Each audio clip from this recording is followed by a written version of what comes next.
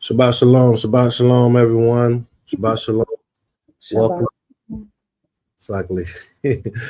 Welcome to another segment here on the platform, the Temple Kifarim. This is the first portion, the first class. We have two classes a day, of course, at 11 a.m. Eastern Standard Time, and we have a class at 4 p.m. Luckily, Eastern Standard Time. First class, we normally open up with saying what we're thankful for, giving honor and praise to the eternal power, the Most High, the Creator of heaven and earth. Whether it be for today, for last week, a couple days ago, whatever you want to bring forth. For those that's tuning in here on YouTube, please, if you have not yet, make sure you subscribe if you haven't subscribed. Make sure you like and share. We often get individuals that speak on the teachings of the Morim, of the dialogue between those of us that's on the panel, and they are thankful and grateful for the messages that's being brought forth and the guests that we have. So let other people get what it is that you have been sharing with us, and that's these messages to help us with our daily lives in relation with the scriptures. So please subscribe, like, and share. We're going to give you all some time to come in, and we're going to go ahead and get started with that. Is there anything I missed in saying, you all, before we get started? Okay. Oh, one thing, you all, one last thing. For those on the panel, those that's tuning in, if you are, I'm going to make sure I share it. I'll share it. Facebook has changed to where the third party, which StreamYard is the third party, we can't go live on Facebook any longer on the group. So what we will do is we will either share the YouTube link on Facebook, and you got to click on it from there, or in the future maybe come from one of our personal pages or create another page, actual page, not a group. But with that being said, if it's anyone here that want to give honor and praise and say what they're thankful for, please do so here on the panel. Those that's in the YouTube, share what you want to be said, and we will read it and we will post it. All right. The floor is for anyone on the panel that want to bring forth what they're thankful for.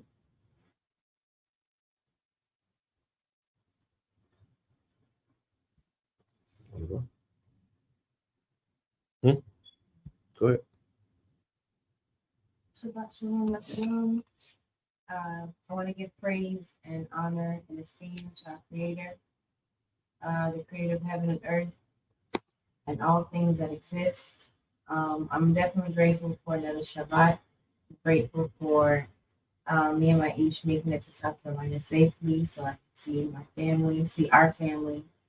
I'm grateful for the new addition, Binyamin. He is 12 or 13 days old. He's so alert. He's so healthy. A beautiful baby. I'm just grateful for life. I'm grateful for my sister recovering. I'm grateful for my family being able to still be grateful and celebrate life, even still in the midst of mourning my pain. I'm grateful for my healing journey because it's definitely been a lesson for me in the highs and lows of just how to deal with grief and still be grateful to our Creator. And I believe in everything that we go through, there is a life lesson. And for this one, probably being one of the hardest life lessons so far in my journey, I'm grateful for the Most High for one, a great support team. I'm grateful. I'm definitely grateful, first and foremost, for the Most High, His comfort, His peace, His compassion, His mercy. I'm grateful for my Ish, being my rock, and definitely being my, of course, the Most High is my everything, but I'm grateful for my Ish, definitely being there in every angle of my life, through my mourning, through my happiness, through my sadness, through my joy, through my ups and downs. He's a great supporter. He's a great comfort. And I'm just grateful that he is here for me. I'm definitely grateful because, like I said, this has not been a very easy journey at all. But through it, we have been going through and just making sure that in the midst of this, that the Creator is praised. And there are mysteries I'm pretty sure I'll never know until I transition. But through it all, I don't question the Most High. with what he does and why he allows things to be. I'm just grateful for him being ever present in our lives. Because I know whatever we go through, he is strong enough and he gives us the wisdom to overcome everything. So I'm grateful for my Ish. I'm grateful for my family. I'm grateful for my who's here present in the audience. I'm just grateful for my beautiful family. Um, I'm grateful because I feel like home is where love and respect and passion is. And I have a home within my Ish. I have a home within Beulah Land. I have a home here in South Carolina. I have a home in Illinois. I'm just grateful for all my family. I really am. And family is a great support system. And I just encourage those, if you have family, to please get back united with your family if you can and mend those gaps. Love on each other like it's your last time. And just do it in the spirit of peace and shalom. And Zehu. Zehu. All right. Toda Rabah, Toda Rabah.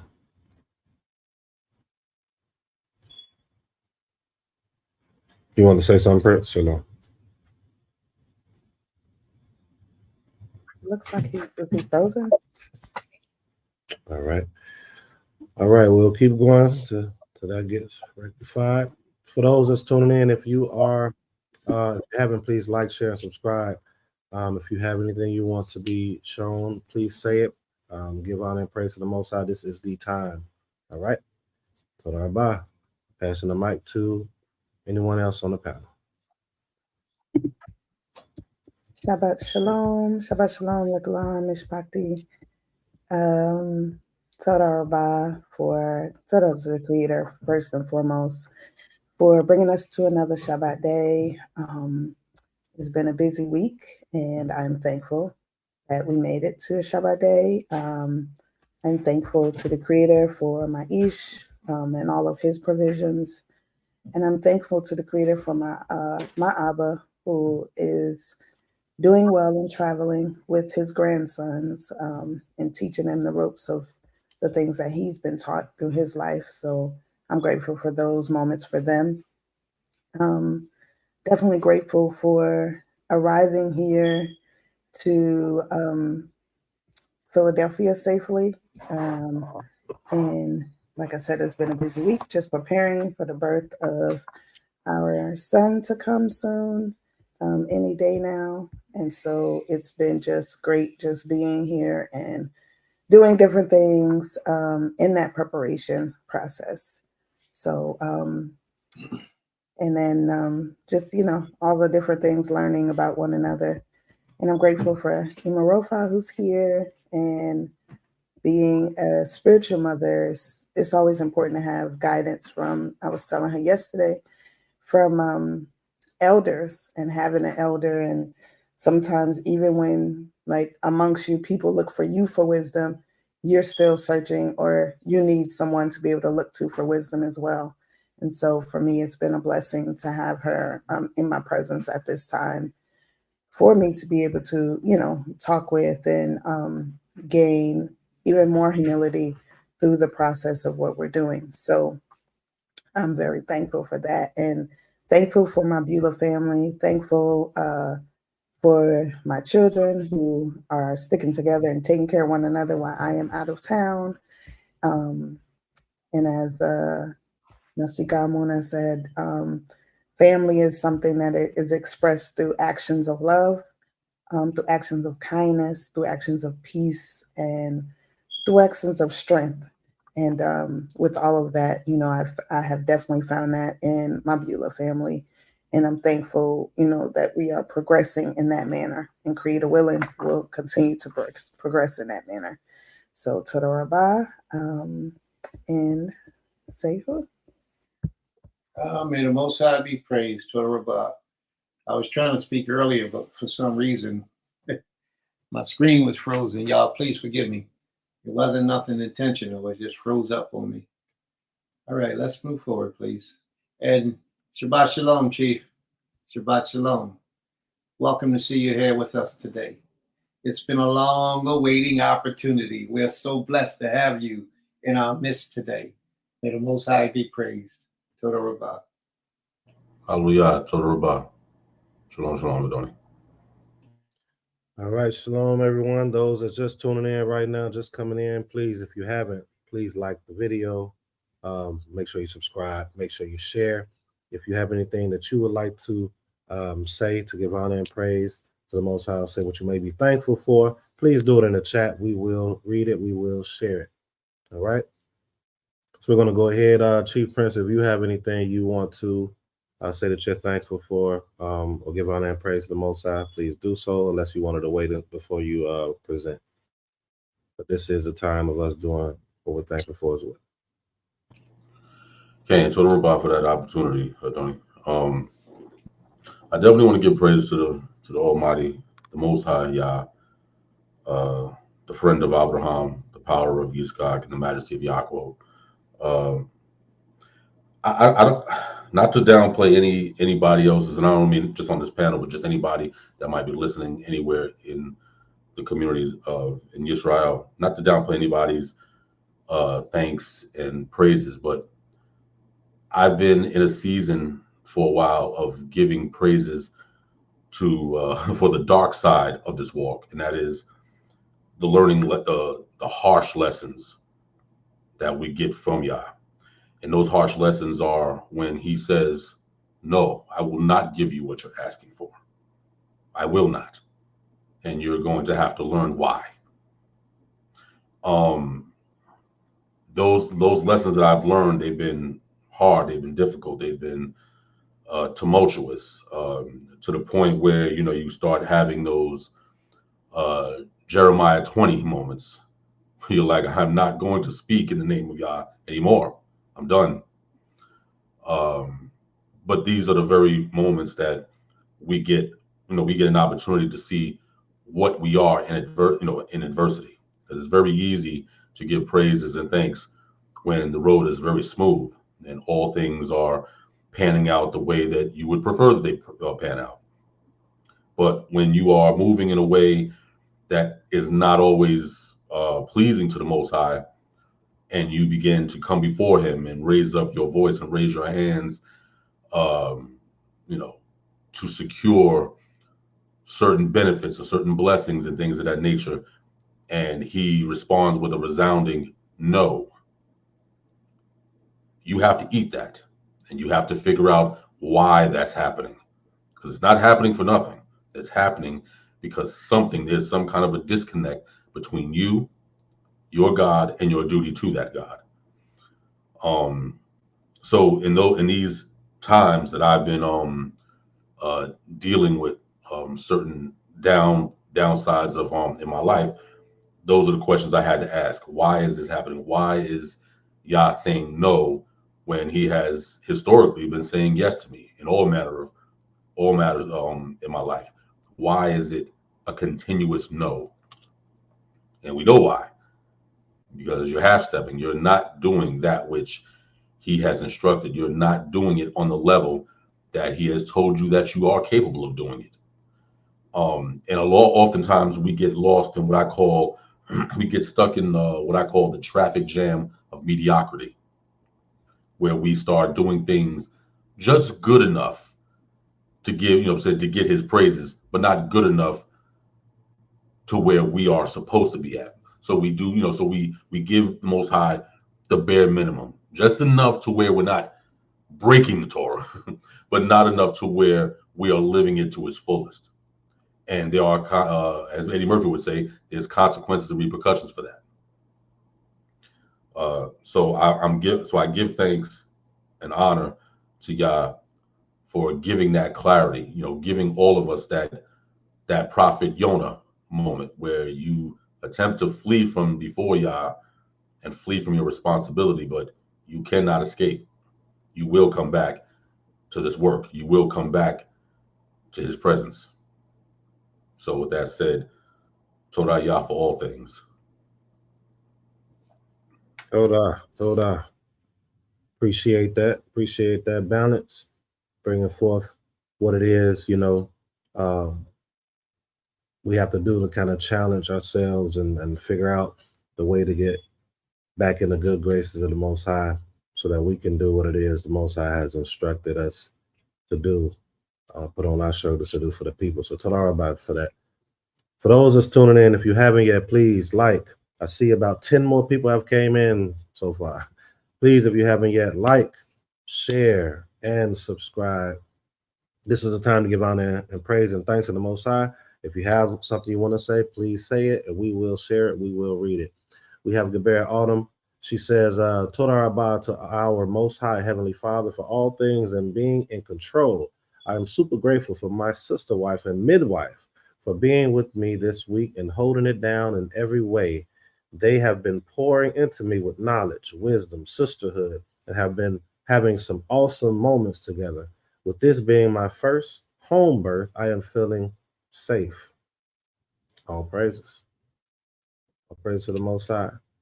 My Isha says, Shabbat Shalom. I forgot to say I'm grateful for Chief Prince Zebulon. He has been a great mentor, a man of the Most High to our nation.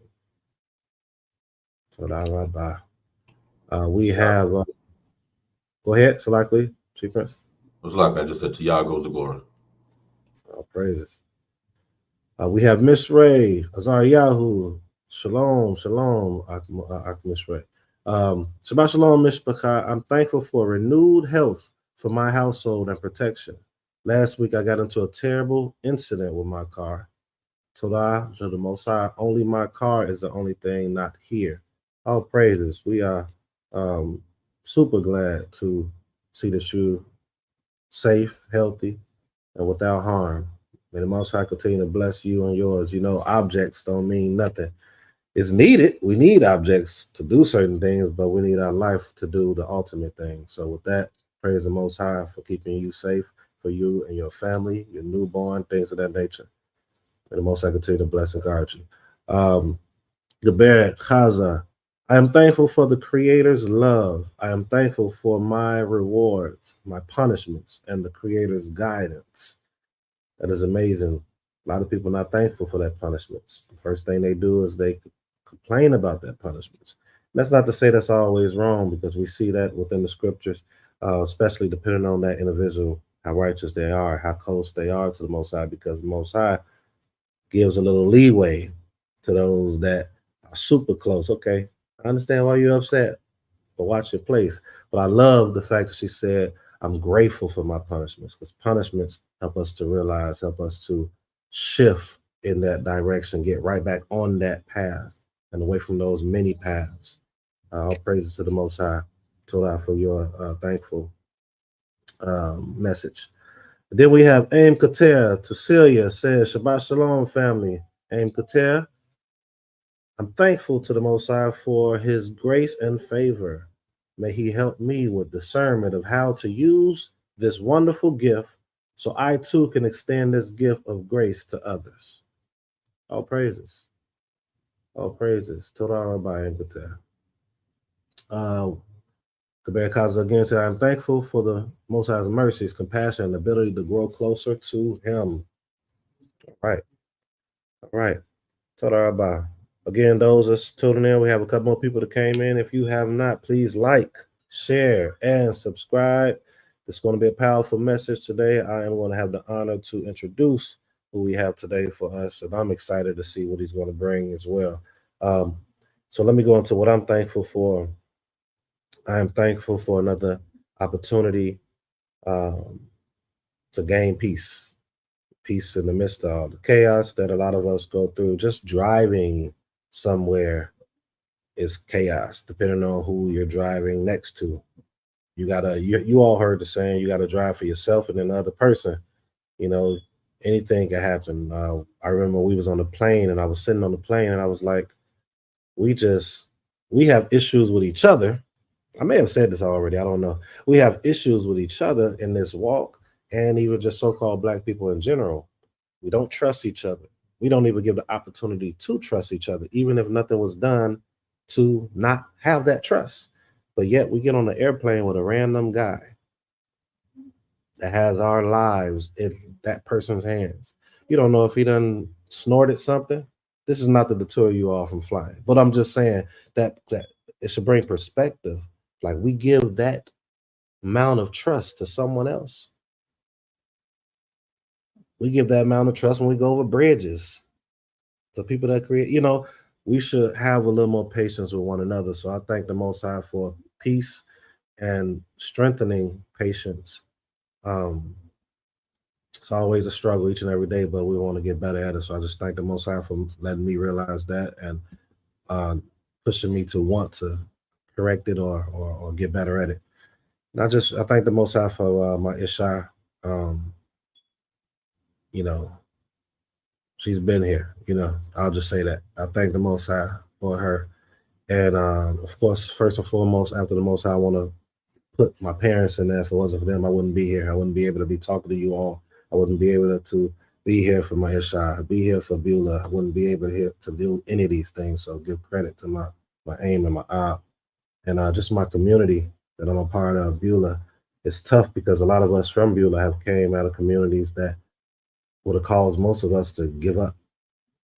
Me and Chief Prince did some things that could have caused us to want to give up, and going back to the Beulah family, it's like we're doing things that we believe the scriptures is telling us to do, and we're trying to approach it the proper way because we all have experienced communities.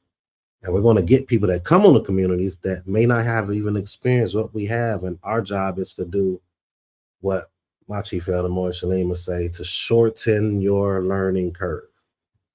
And that's all people like Prince and Chief Prince Zebulon are here for us. And those that's listening to me speak right now, we're supposed to stand on their shoulders, take from what they know. Doesn't necessarily mean do everything they have done. You might be at a different level than us. You might learn quicker in something that took us a long time to learn, but still stand on their shoulders so that you can be better than them, better than me, and our children could be better than us. So I'm just thankful for all of those things. And with that, I yield. Is Prince still present? He's still listening in, more than likely. I'm assuming, Princess, be around you all.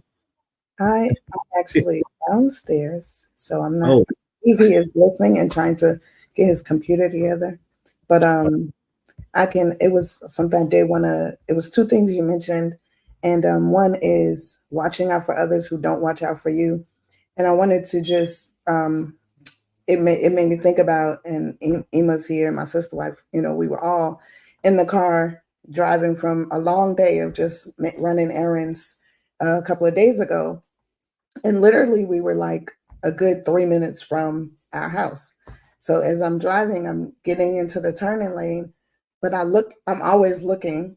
And so I look again, and this car just zooms, like literally to try to go around me to get to turn first. And the first thing I did was look to make sure nobody was on my side. And I just jerked over that way, and she still hit the car, but it wasn't the impact that it could have been. And, I sat there for a moment, and I was just thanking the Creator because I'm sitting in the car, my sister wife, 9 months, and the elder in the back. And I'm just like, told her to the Most High, because she zoomed past me. And then, so I sat there for a minute because I was like, okay, let's make sure everybody's good. Then I turned, and she had stopped. She came to the car. Well, I don't know what to do. This is my first time ever. I said, well, I'm going to call the police. And then I instructed my sister wife to call our Ish. And she says, well, I'm going to call my parents because came to find out she's a college student. So, I called the police, tell them what happened. They're like, okay, well, does the car need to be towed? Anybody hurt? I said no to both. And they said, okay, well, y'all just exchange information, but we don't have to come. So they didn't come. And so as I'm exchanging, she's giving me all her information. My Ish arrives, he's, helping to attain the information. I come back out, and then she starts lying about what happened. And so I immediately got upset because I'm like, okay, we're not going to lie about it. Her parents are on speaker. And so as soon as she started lying, I said, oh, no, that's not what happened. And then as soon as her parents heard my voice, they're like, call the police, call the police. I said, call the police. I've already done it. but we're not going to lie about what happened. I'm not going to allow that to even take place. And so, so I sat back in the car. My Ish called the police. They still didn't come. We exchanged information, and he dealt with it after that. And then we headed home. But, it's just to say, like, that's why we always have to be on our P's and Q's. My sister always tells me when I'm driving and we might be on the phone, and she'll say, okay, be safe and watch out for those who aren't. And so that's something that I always carry with me. And I just can imagine if I didn't see her zooming, coming from behind me fast to zoom, what could have happened, So I'm just thankful that the Most High gave me the foresight, and Elder Ima Rofa, she saw it because she could see from where she was the car coming. And so, just grateful that the Most High allowed that to not cause any injuries at all for her or us, and minor injuries to the vehicle. And the other thing I'm thankful for is normally I get on a plane and I go to sleep. I don't really talk to people on the plane, but this particular flight here, I'm in like the last seat of where they boarded the plane because they stopped us at a certain point because the plane wasn't full. And a young woman and her son come in, and I'm at the window, but her son's like, oh, I really want the window. So I'm like, okay, no problem. I got the aisle or the window. Those are my two seats. I don't care. So I switched with them and got the aisle. And then the whole ride, we just talked, me and the young sister, and find out she's a therapist and how she's looking to come into economic impoverished communities to do work. And so it was just like divine how the Most High set that up. And I was just talking to her about the work that we're doing out there in Sparta and just the different platforms that we're working towards. So we exchanged information, and she was just really excited to be able to, come and help. So I just looked at that too as also confirmation that the Creator is continuously, putting people in places for us to help develop not just our dreams or our visions, but other people's visions and the purpose of our life. So Toda Rabbah for that as well. Zehu, Shabbat Shalom. May the Most High be praised. I'm back. That's good. Did everybody get to go? All right. All right.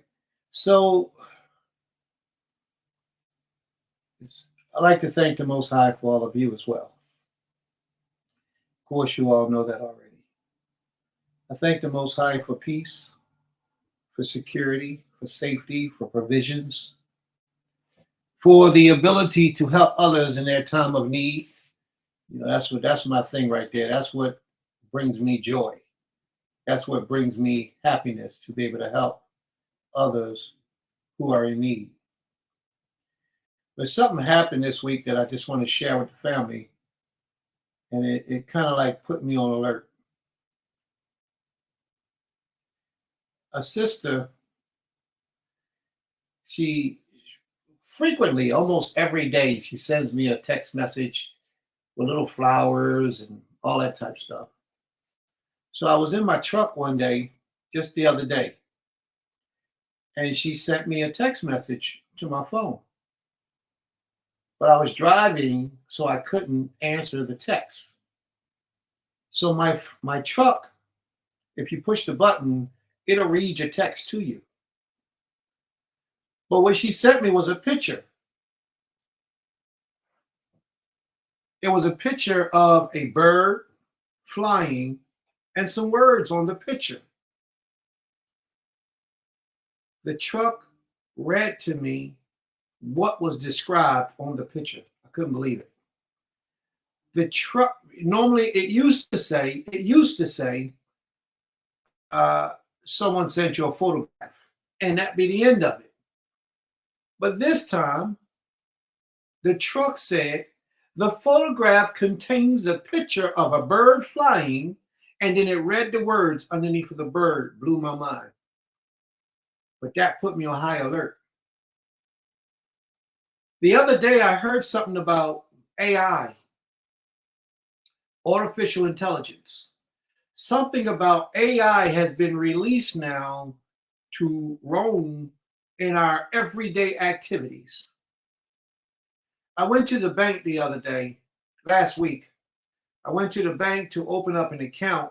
Well, we already had an account open, and I had to add Zelle to the account. Well, they got these new documents that you got to sign now. And it gives them some type of authority over your account to do certain things. I couldn't believe it. I was like, no, come on, y'all kidding me, for real? I got to sign this in order to do Zelle with y'all?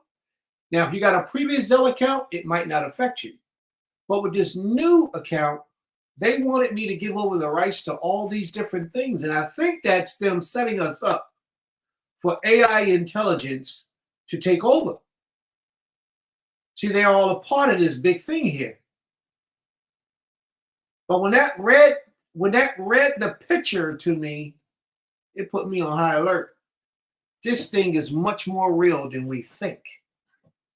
This thing is so much more closer than what we're giving it credit for.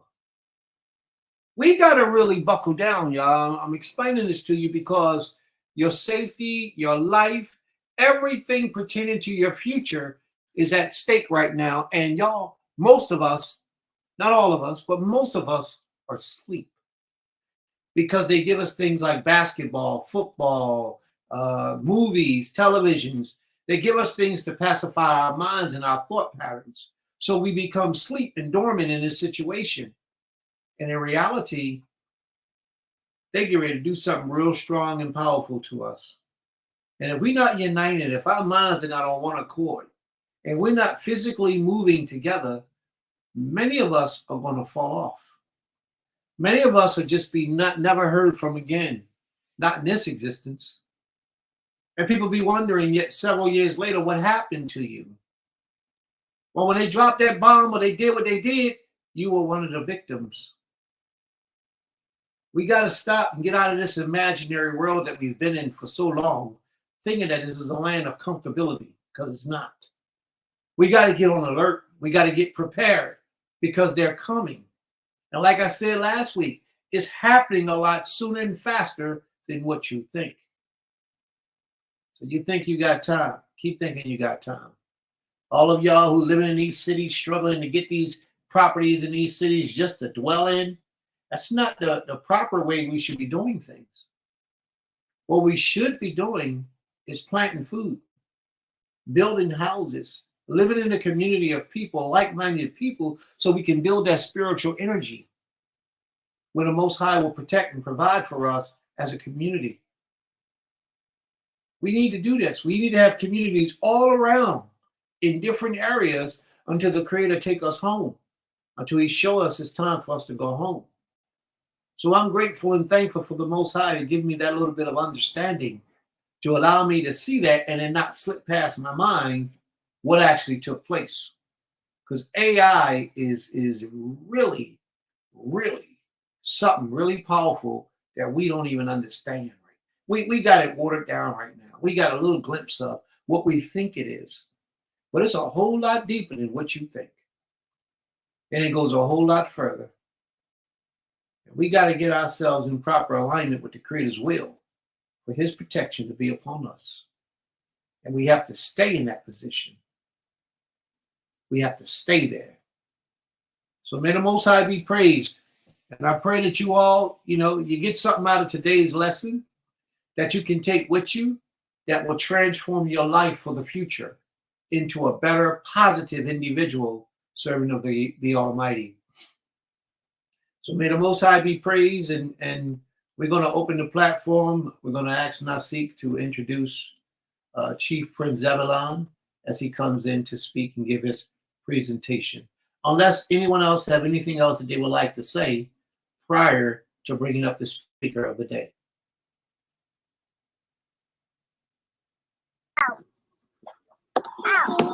Shalom. Shalom. Really quickly before we move forward, I first want to say I'm thankful for life. I'm thankful for health, strength. I'm thankful for family. I'm thankful for just growth, honestly. I'm thankful for the Creator. He's definitely been dealing with me in a few areas of my life. He's been dealing with me in a few areas of my life, so I'm just thankful for growth. But I did want to say something as far as AI is concerned.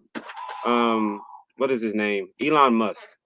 Here recently, he has officially built a chip, right, that you put into a person's mind, right? They put into the brain. And there's a man that they just did like the first human test, right? First they were testing it on animals, but there was a guy that was paralyzed from the neck down. He's paralyzed from the neck down.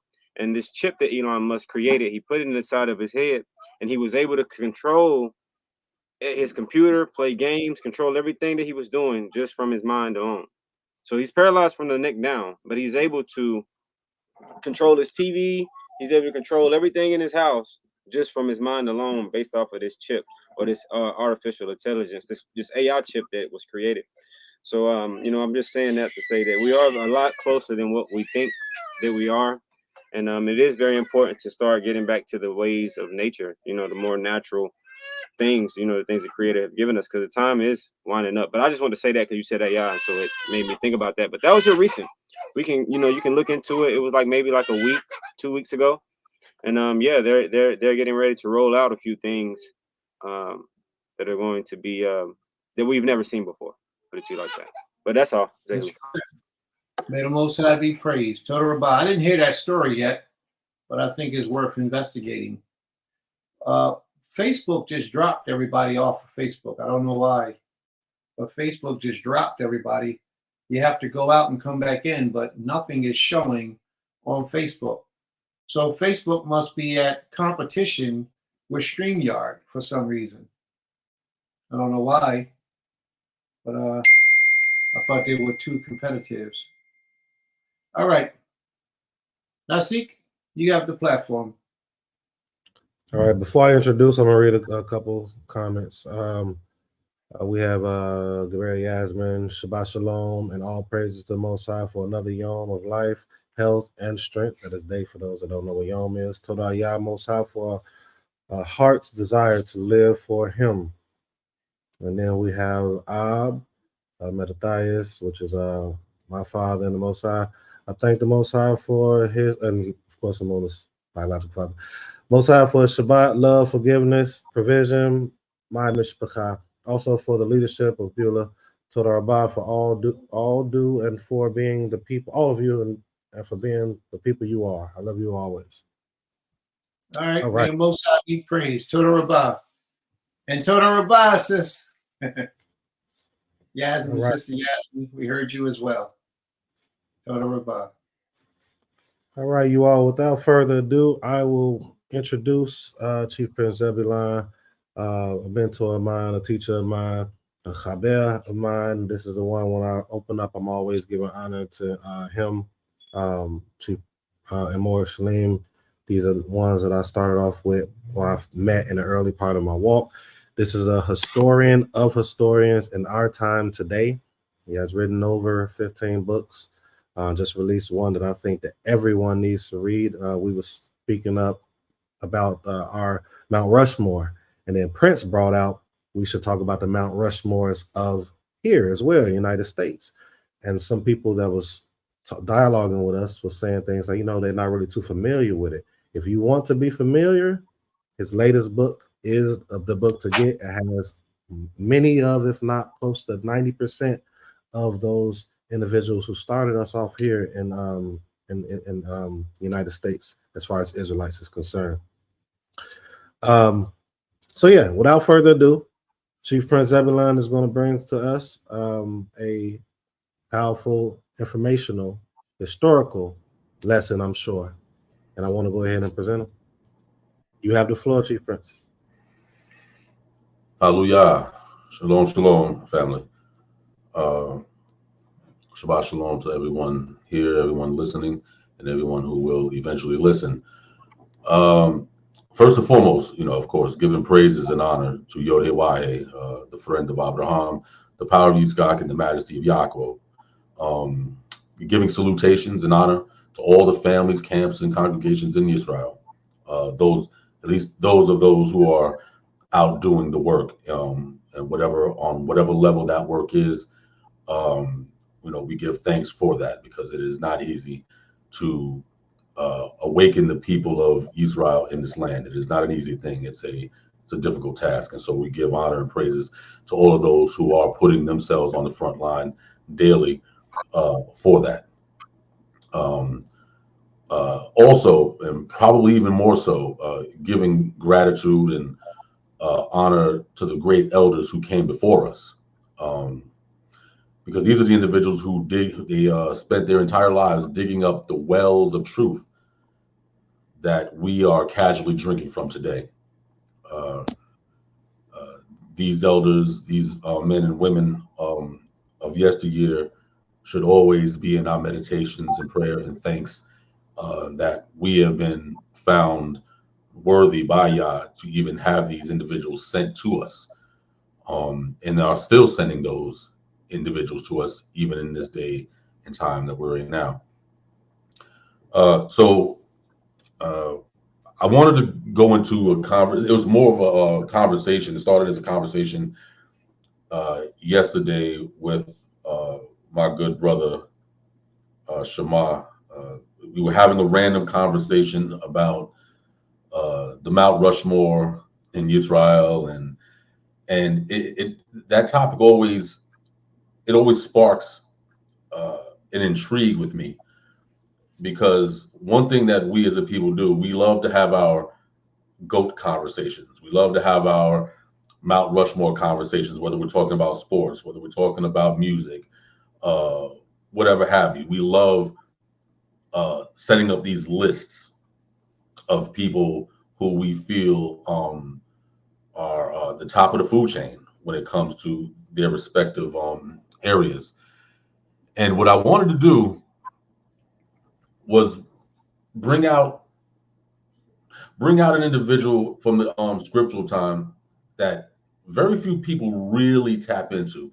And I think it's because of the preeminence of individuals like Moshe and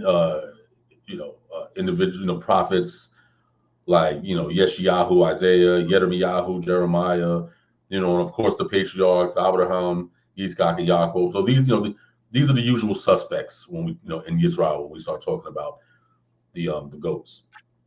And I want to approach this topic briefly from the perspective of how we would approach it when we're talking about music or sports. And so when we ask ourselves, who are the GOATs? Like, who's your top 5 of this? Most of the time people are giving you the response of individuals who were just prominent in their childhood. So whoever was the big person when you were between 15 and 30, that's the person that you usually say is the GOAT. So if you're my age, if you're 49 years old and you're talking about boxing, you're going to say Mike Tyson is the great. There's no one better than Mike Tyson. It just is what it is. But somebody from the prior generation will tell you, well, no, we think it's Muhammad Ali. And then you'll have somebody who'll say Joe Louis. So it really depends on the time period. However, there's something that we're kind of missing in these kind of conversations. And it's not about how we personally feel. I think that when we have conversations about the GOATs, the Mount Rushmores, there has to be a question.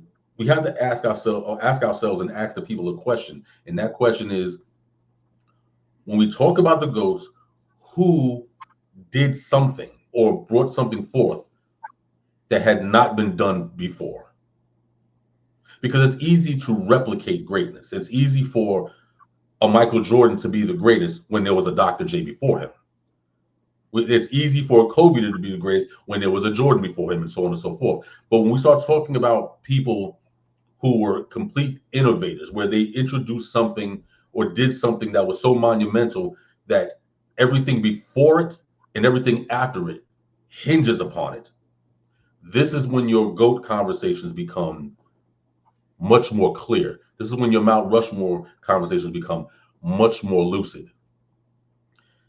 And so when we're talking about biblical figures, like I said, there's a lot of the usual suspects that we hear about. We hear about the Abraham, Yitzchak, and Yaakov. We hear about the King Davids and the King Solomons. We hear about the quote unquote major prophets. We hear about these individuals, and we give them praise. We praise the Most High Yah for their lives because they did magnificent things for our nation in ancient times. But when someone asks me about my Mount Rushmore, there's a few names I can throw out there, but I think the most important name is Ezra.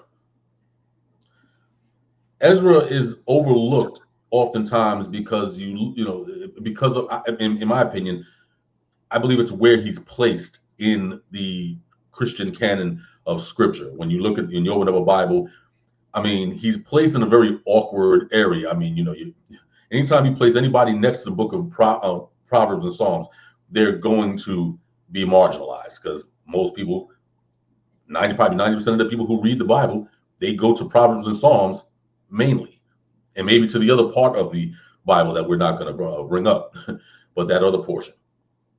But Ezra is interesting because in my studies, I've found that everything before Ezra's time and everything after Ezra's time is completely reliant upon Ezra. And when I say Ezra, I'm also including Nehemiah, or some people call him Nehemiah. I'm also including Zerubbabel, and I'm including Yehoshua, the high priest. And these four men were responsible for the post-Babylonian captivity infrastructures of Yisrael. And so why do I bring these individuals up? Why is Ezra so important? Let's try to imagine. Before we imagine, think about this. What do all of the other nations that were amongst the nation, the children of Israel, what do they all have in common? What do the Ammonites have in common with the Moabites and the Canaanites and the Arameans and all of the other peoples of the Levant, all of the other nations that were in Mesopotamia? What do all of these nations have in common? They are all history. They're no longer a living people. They have no living testament. When you go to like I asked the brother yesterday, can you show me a holy book from the ancient Ammonites right now? No. How about the Moabites? No. The Canaanites, the Arameans, you name them, you can't find. They're just not there. What they are a memory. They are plastered on ancient wall reliefs that are sitting in museums as we speak. They are not a living people any longer. We start asking ourselves, how was the Israelites able to survive that? Considering when we go into Psalm 137 and we read about, by the rivers of Babylon, there we sat down, there we wept when we remembered Zion. We oftentimes don't read the rest of that psalm, where it goes into the text states that it was the Edomites. And by Edomites, I mean the historical Edomites, not any people that might be in existence today. But the ancient Edomites were responsible for egging on the Babylonians to burn the temple to the ground. They said, raise it, even to the foundations thereof. And history has shown that the destruction of the temple in Jerusalem was one of the largest massacres of that time period. Very few people, very few items, regalia ever survived it. And so imagine seeing your entire nation falling to dust. There is no more temple. There is no more palace. Everything that was required to have a nation has been wiped away. And now you are one of those exiles sitting by the river Kabar, weeping every time you remembered Zion, because you have nothing left. There is nothing. And then out of that captivity, out of that exile, that 70 years, a young man by the name of Ezra shows up. And by the grace and by the wisdom of Nehemiah, the Tirshatha, or the governor, that was granted mercy and opportunity by the Persian government. He was able to enact certain legislation that allowed Ezra and others to return back to the land, as the Most High told the prophets that they would return and they would rebuild. But Ezra was very special, because Ezra was, according to scripture and based on history, Ezra may have been the only Israelite of that time that knew the scriptures, at least the scriptures that existed in his days, by heart. Because we got to remember, the scrolls that all of our books were written on, these were all individual scrolls. There was no master scroll. You had the Torah in one scroll. You had the Book of Ruth was in one scroll. Judges was in another scroll. Yehoshua ben Nun's testimony was in another scroll. Shemuel, these are all individual scrolls that had been scattered all over the place. Some of them were in the temple, some were in other areas of the land, depending on who the actual scribe was at the time. So Ezra, having access to not only these writings, but even the writings that were in the temple, he had all of this in memory, all of it. And he comes out of captivity with the other Israelites, and he sits down to decide to figure out, how are we going to repair the breaches? How are we going to restore that which was taken from us? Where do you even begin? Picture you leaving Persia, and when you arrive on your camels, when you arrive in what used to be Jerusalem, you see nothing but hyenas and wolves and all other manner of birds of prey and everything just wandering around in the land, because there is no temple, there is no palace, there's nothing left but ruins. Imagine having to figure out how you're going to go forward to rebuild all of this. Ezra was given the opportunity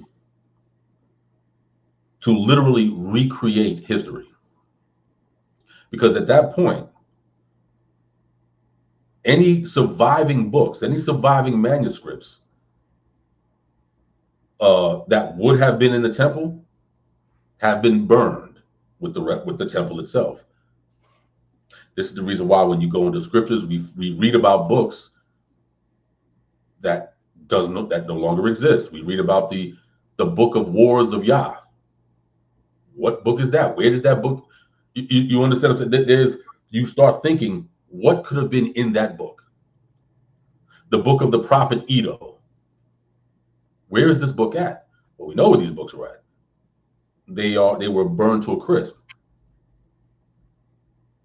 And Ezra, having to depend on his memory and depend on whatever local documents or local scrolls that may have came with some of the captives from the land into captivity, he may have utilized that. But the point is that he was given the task of literally recreating the entire history of Israel from start to finish, or at least till his day and time. And so when we look at this, and this is very important, not just from a historical standpoint, but from a theological standpoint, this is very important, because if we have no Ezra, Abraham, Yitzchak, Yaakov, Shem, Noach, all of the all of the Adam, everything from Adam all the way up to the Babylonian captivity now becomes a myth. It's a myth because there's no way to prove it. There's nothing in writing to suggest that any of these things ever happened. Without Ezra, none of this exists. There is no Exodus. There is no Moshe. Moshe is relegated to the level of Osiris, a nice legend that sounds good but never really happened. That's what happens when you have no Ezra. What else happens when you don't have Ezra? You have no history of the kings of Israel. Solomon becomes a myth as well. David, who slays Goliath, becomes no different than Greek mythology. David is no different than Hercules now. Just strictly myth. It's all myth, nothing based on history. That's what happens when you have no Ezra. There's something else that you don't have when you don't have Ezra, and that is you don't have a Tanakh. Because without his testimony, the books that we are now reading out of, the books that we so casually open and quote from and make entire truth music albums off of and all these things would have never been. There is no scripture without Ezra. There's no law. There's no Proverbs. There's no Psalms. Nothing exists without Ezra at this point. Nothing. And so now without scripture, there's some other things that don't happen. And of course, we're not going to get deep in the weeds on this particular part because again, because of the platform and but there's another part of the English Bible, a different testament, if you will, that is in the other half of the Bible that could not stand on anything because now without Ezra, you have no scriptures. Without scriptures, you have no alleged prophecies of the coming of a certain individual. These things are also mythological now. Nothing can stand without Ezra at this point. Ezra is the beginning and the end, so to speak, of Israelite history, of Israelite theology, of Israelite thought, Israelite culture. Everything hinges on Ezra. And Ezra is not given the props, given the respect that I believe he obviously deserves. In my, if I could make a comparison, a secular comparison, Ezra to our culture is what Rakim was for hip hop. The beginning and the end, anything before it is completely indebted to him, and everything after it is completely indebted to him, because Ezra moved the culture, moved everything forward, and he innovated something that we don't talk about a whole lot. And I want to pull up that text.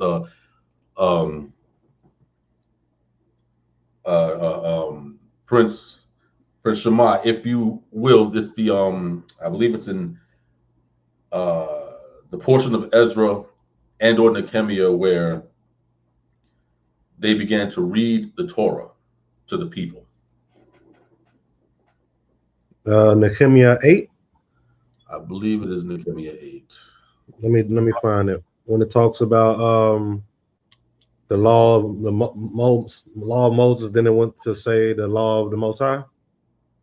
Yeah, that the portion of, and I believe I want to say it's actually chapter 9, but of Nehemiah, but until we can get that text, the text says that once the people were gathered, once Ezra was able to, and this is a whole nother topic in itself, when Ezra was able to sift through all of the would-be priests and was able to find priests whose registry, whose genealogy could be confirmed. Once he was able to sift through that, and once him and Hedeqyah were able to put hands and feet on Shabbat breakers and, and individuals who are wayward or whatever, once these things were established, it says that Ezra set up a camp. Set up a camp. He had a bema right there. He had men standing on one side of him, standing on the other side, and that they would read the text. They would read the book of the law from morning until noon. And it says that Ezra, after them reading it, that they caused the people to understand. And Total Rabbi, Adoni, you were correct. It is chapter 8. Okay, I'm here. Anipo. Okay, so let's get that portion so that we can I think we can start at verse 5 for the sake of brevity. Nehemiah chapter 8, verse 5, and it says, and Ezra opened the book in the sight of all the people, for he was above all the people.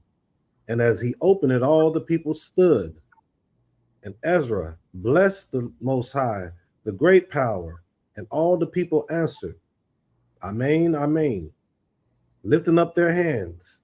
And they bowed their heads and worshiped the Most High with their faces to the ground. Also, Joshua, Bani, Sherebiah, Jamin, Ahub, Shabbethai, Hodiai, Masai, Kalita, Azariah, Josabad, Hanan, Peliai, and the Levites helped the people to understand the law. While the people remained in their places, they read from the book, from the law of the Most High, clearly, and they gave the sense so that the people understood the reading. Okay. Now, this verse, I mean, of course, obviously, all of this text of Nehemiah, which most people call the second book of Ezra, but the entire text is important. But that verse 8 is extremely important because it capsulizes everything that we just read prior. Because what did we just see? Just now, we saw the institution of what we now call camps and congregations. Especially if you go to the earlier verses of the chapter, where in verse 4, where it says, and Ezra the scribe stood upon a pulpit of wood, which they had made for the purpose. And beside him stood Mattithiah and Shema, Ananiah and Uriah, and Hilkiah and Maaseiah, and on his right hand, and on his left hand, Pedaiah and Mishael and Milchiah and Hashum and Kashabadana, Zechariah and Meshullam. This is what, I mean, so what we just seen here is the institution of what we are now calling congregations and camps. He just set up, exactly what we do every week, or at least every week. We set up a reader, or readers. You got the main individual standing at the pulpit, or what we call the bema. And what did we see? The reading of the law, but not just the reading of it. It says they read in the book of the law of Elohim distinctly, and they gave the sense and caused them to understand the reading. What's interesting here is something else is now being established. What we now today call the breakdowns. Because prior to this, we don't see this happening in scripture. We don't see Torah being read, or any text for that matter being read, and then someone explaining it in detail. Now, why is this necessary? Why is this important? Well, because 70 years had passed since the destruction of Jerusalem. And who knows how many years prior to that the Israelites were not living in accordance to Torah. Remember, the reason why they're going into captivity was because clearly they weren't keeping the Torah. So they didn't just go into captivity because it was just something to do. They went there as a punishment. So we don't even know how long, how many generations of Israelites had not only not kept the law, but had pretty much forgotten what the law even was. See, we take these things for granted. So when we go open the book, then we see a law that says, "Oh, don't make garments with mingled material." Most of us are like, "Oh yeah, don't no wool and linen." We automatically go into a clear breakdown of what that means and how we apply it today. In Ezra's time, the people had no clue as to what was going on. So now Ezra had to institute school. He had to institute an institution where now when the law is read, there had to be individuals there to break it down, to explain it distinctly. And the word that they use for distinctly is parash. This is the word where the word Pharisee comes from, because the Pharisees were known for distinctly going into a text and saying, okay, yes, it says what it says, but why does it say that? What does this word mean? How does this apply to our living today? Not what it meant then, but right now. How does it? This is what the origin of breakdowns now come from. Because Ezra and his company could no longer assume that the people knew what the book says. How could they know when they've never seen the book before? There was no Torah in Babylon. None of this existed. There was entire generations that were born in that captivity who had never seen a Torah scroll. They had never seen anyone live according to the Torah, to explain the Torah. So when the people are hearing the Torah and they're saying Amen, Amen, they're not saying Amen, Amen because they understand what's happening. They're saying it because they're bewildered by the fact that such a Torah was now in existence again. And they are now being the first ones to hear it after generations had been far removed from it. This is the beginning of the rebuilding or the repairing of the breach. So now, not only do you have the establishment of a congregational worship, you also have the establishing of the breakdowns of now you just can't simply read the word and hope that the people understand it. No, it's your responsibility to make sure that they are clear in what they're hearing. And you cannot, that the services do not end until all the people can say, yes, we are clear on this portion. You can no longer do that. Ezra stepped the game up. He raised the bar. Nothing was after the time of Ezra, nothing was considered a given anymore from a scriptural standpoint. So then you start seeing Hebrew academies being built, entire sects of Israelites. Like I said, the Hasidim, which later on, hundreds of years later, became what we know now known as the Pharisees. You have entire schools now in these days, in the last 3 centuries of the before the Common Era, the last 3 centuries, you start seeing Israelite institutions being built specifically to send children in so that they can get this Torah education from the start. We did not see this in the days prior to Ezra. We saw the glimpses of it, the possibilities of it, but we never saw it come to fruition the way it did when Ezra instituted his reforms. So now, when your child was of age, he had to go to an institution.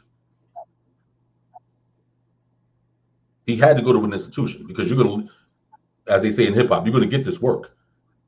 You're going to get this understanding. We're not leaving any stones unturned. Everyone is going to have a clear understanding of this law, because how can you keep a law that you do not understand. And so as Ezra's moving forward and putting together the text of our people, the text of the Torah, the text of the wisdom literature, or at least the wisdom literature that existed in his time, the books of the prophets that existed in his time, when he's putting this together, he ran into a massive problem. And me and Nasik Shema, we went through this definitely in depth yesterday. He ran into a problem because there were certain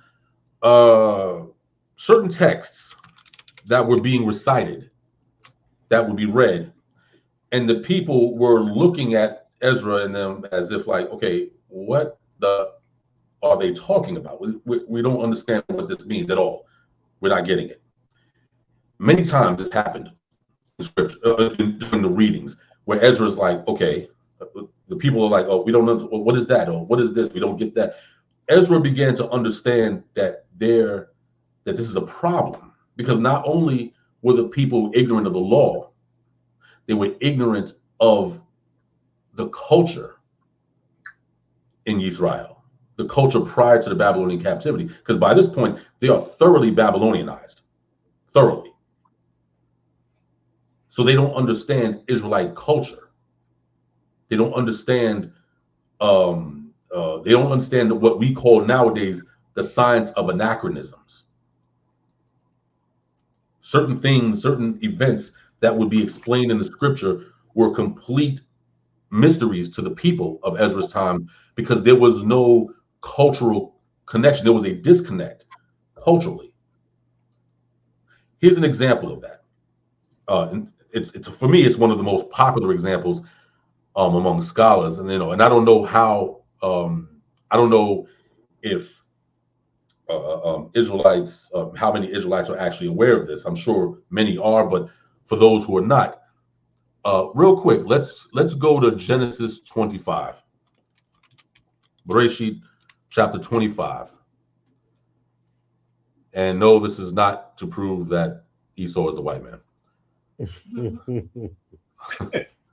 I had to say that. I had to make that statement real quick, just in case anybody was getting excited. So we go to Bereshit 25, and there's a situation going on with Yitzchak, or Isaac's wife, our foremother, Rivka, or Rebecca. She is now conceived twins in her, in her womb, and of course, as all women of Yisrael know, having a child is a stupendous occasion. This is what's better than that? You bring forth children. This is a magnificent moment. But something starts to occur with Rivka, and we pick this up in verse 21. So if not, Shema can pick 25, 21 up, and we're going to read the first two verses. Yeah, we'll read 21 and 22. Okay. Bereshit 25, Genesis 25, luckily, and 21. And Yitzchak prayed to the Most High for his wife, because she was barren. And the Most High granted his prayer. And Rebekah, his wife, conceived. The children struggled together within her, and she said, if it is thus, why is this happening to me? So she went to inquire of the Most High. Now, this is without a question one of these portion of the text that the people of Ezra's time was looking at and saying, okay, what's happening here? Well, I don't get this. What does inquire? What does all of this mean? I'm sure they understood the concept of what was happening, but clearly there was some murky area when it came to explaining what did it mean when it says that she went to inquire of the Lord. Most biblical commentators, whether they're Christian, whether they're Hebrews or whatever, most people say, oh, she went to inquire, she prayed to the Most High. She got on her knees She spread forth her hands, put her face to the earth, and she prayed to the Most High.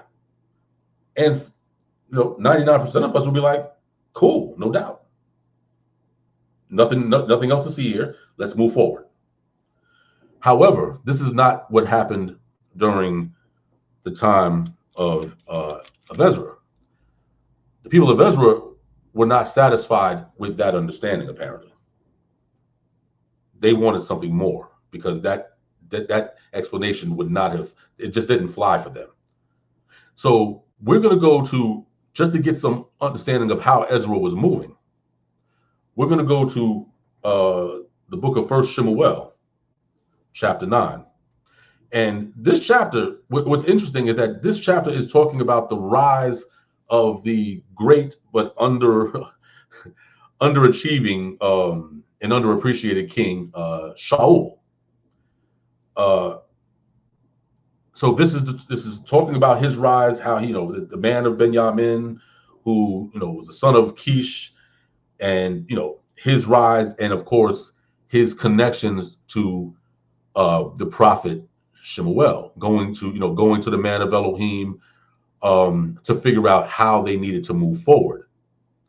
And I want us to pick up in chapter 9, for the sake of brevity. Let's start at verse 5, and we're going to read from verse 5 to verse 9. 1 Shemuel chapter 9, verse 5.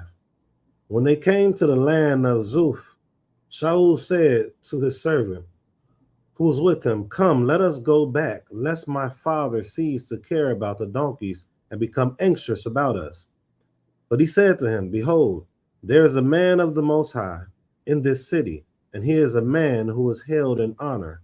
All that he says comes true. So now let us go there. Perhaps he can tell us the way we should go. Then Shaul said to his servant, but if we go, what can we bring the man? For the bread in our sacks is gone, and there is no present to bring to the man of Elohim. What do we have? The servant answered Shaul again, here, I have with me 1/4 of a shekel of silver, and I will give it to the man of the Most High to tell us our way. Formerly in Israel, when a man went to inquire of the Most High, he said, come, let us go to the seer, for today's prophet, and formerly called a seer. For today's prophet was formerly called a seer. Now, this is off the chain for a couple of reasons, because this text, verse 9, does two things. First of all, it pops up in the middle of a story where it kind of shouldn't even be. It stands out like a sore thumb, because you're like, wait a minute, we're having a conversation, we're reading a text about Shaul's rise to prominence, the beginning stages of who he became. He's looking for the man of Elohim, and they're trying to figure out, okay, how can we access this man, and so that this man can show us the path that we need to go moving forward. The text should have continued along that same train of thought, but there is a massive interruption here in verse 9. This is, of course, at the hand of Ezra, because there is a story happening here. There is a history that he is laying out, and the people are like, what are you talking about? Because the introduction of the statement before time in Israel lets you know that the person writing this is not of this time that we're reading about. Before time in Israel, when a man went to inquire of Elohim, so remember Bereshit 25, we were just reading. When a person went to inquire of Elohim, thus they spake, come and let us go to the Roe. Well, he that is now called Nabi was before time Roe. Because Ezra is now using this new term, Nabi, and the people, he's using this term Roe, and the people are like, what is that? What Roe? What does that mean? So the story is jacked up at this point because they're not catching this term. Ezra realizes that it is absolutely necessary to explain what the term Nabi is, because they're like, well, he's saying Roe, but Nabi is the term that the people of that time, they understand what a Nabi is. They're not clear on what a Roe is. So when Ezra uses the term Roe, the people are confused. So this is the beginning of Ezra laying out what some people call interpolations, but we know that these are what we call marginal notes. This is where he is explaining certain portions of the text that is unintelligible to a person who doesn't understand the history and the evolution of the language, of the Hebrew language. And he also explains to the people the culture in how you went about approaching the Most High. He just explained that when a person said, come, we're going to inquire of the Lord, we're going to go, it says they're going to go to the sea. So he shuts down the understanding that, oh, if you wanted to inquire of the Lord, you just simply prayed. No, that is not how it was done. He's saying, no, you went to a seer, you went to a Roe, you went to a man of Elohim, and they would make that connection. That's what we did. So when Rivka is like, okay, if this pregnancy is going to be a blessing, why am I having these problems? Why is my belly all jacked up all over the place? What's going on with these two boys in my womb? What's happening here? And so she went to inquire of Elohim, meaning that she went to a seer. She went to a man of Elohim. And of course, tradition states that she went to Shem, since Shem was still alive at this point, and that he clearly would have been the individual that most of his descendants would have been inquiring of, because he was the one with the direct contact to not only the Most High, but to the previous world that existed prior to the flood. So Ezra is in a position where not only does he clarify a cultural point of how you went about, what was the process of seeking out the Most High. You had to first come to the seer, come to the man of Elohim. So he clarifies that from a cultural standpoint, but he also clarifies the necessity of marginal notes, of being able to see a text and say, okay, if we don't put some kind of marginal note here, they're not going to understand what's happening. They're not going to understand. There's a scripture in Bereshit where it mentions two cities, the city of Dan and the city of, Beersheba. And we know that was another Ezra marginal note, because in Bereshit, there was no city of Dan or Beersheba. How could Dan be a city if Dan was still an individual who hadn't even populated with women yet? He was just still an individual. Because these are anachronisms. These are Ezra's way of saying, listen, the people that are going to read this text, they're not going to understand these things that have occurred almost 1,500 years prior. They don't understand it. So these things became marginal notes. They were never actually a part of the actual text itself. They were in the margins. Why is this important to know? Because Ezra does it many times in the scriptures. Many times. And if I may, as I bring this portion to an end, let's pull up another example of this. We're going to go to the book of Eob.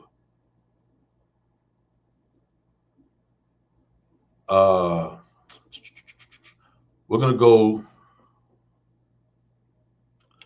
to the book of Eob, I believe, chapter 2.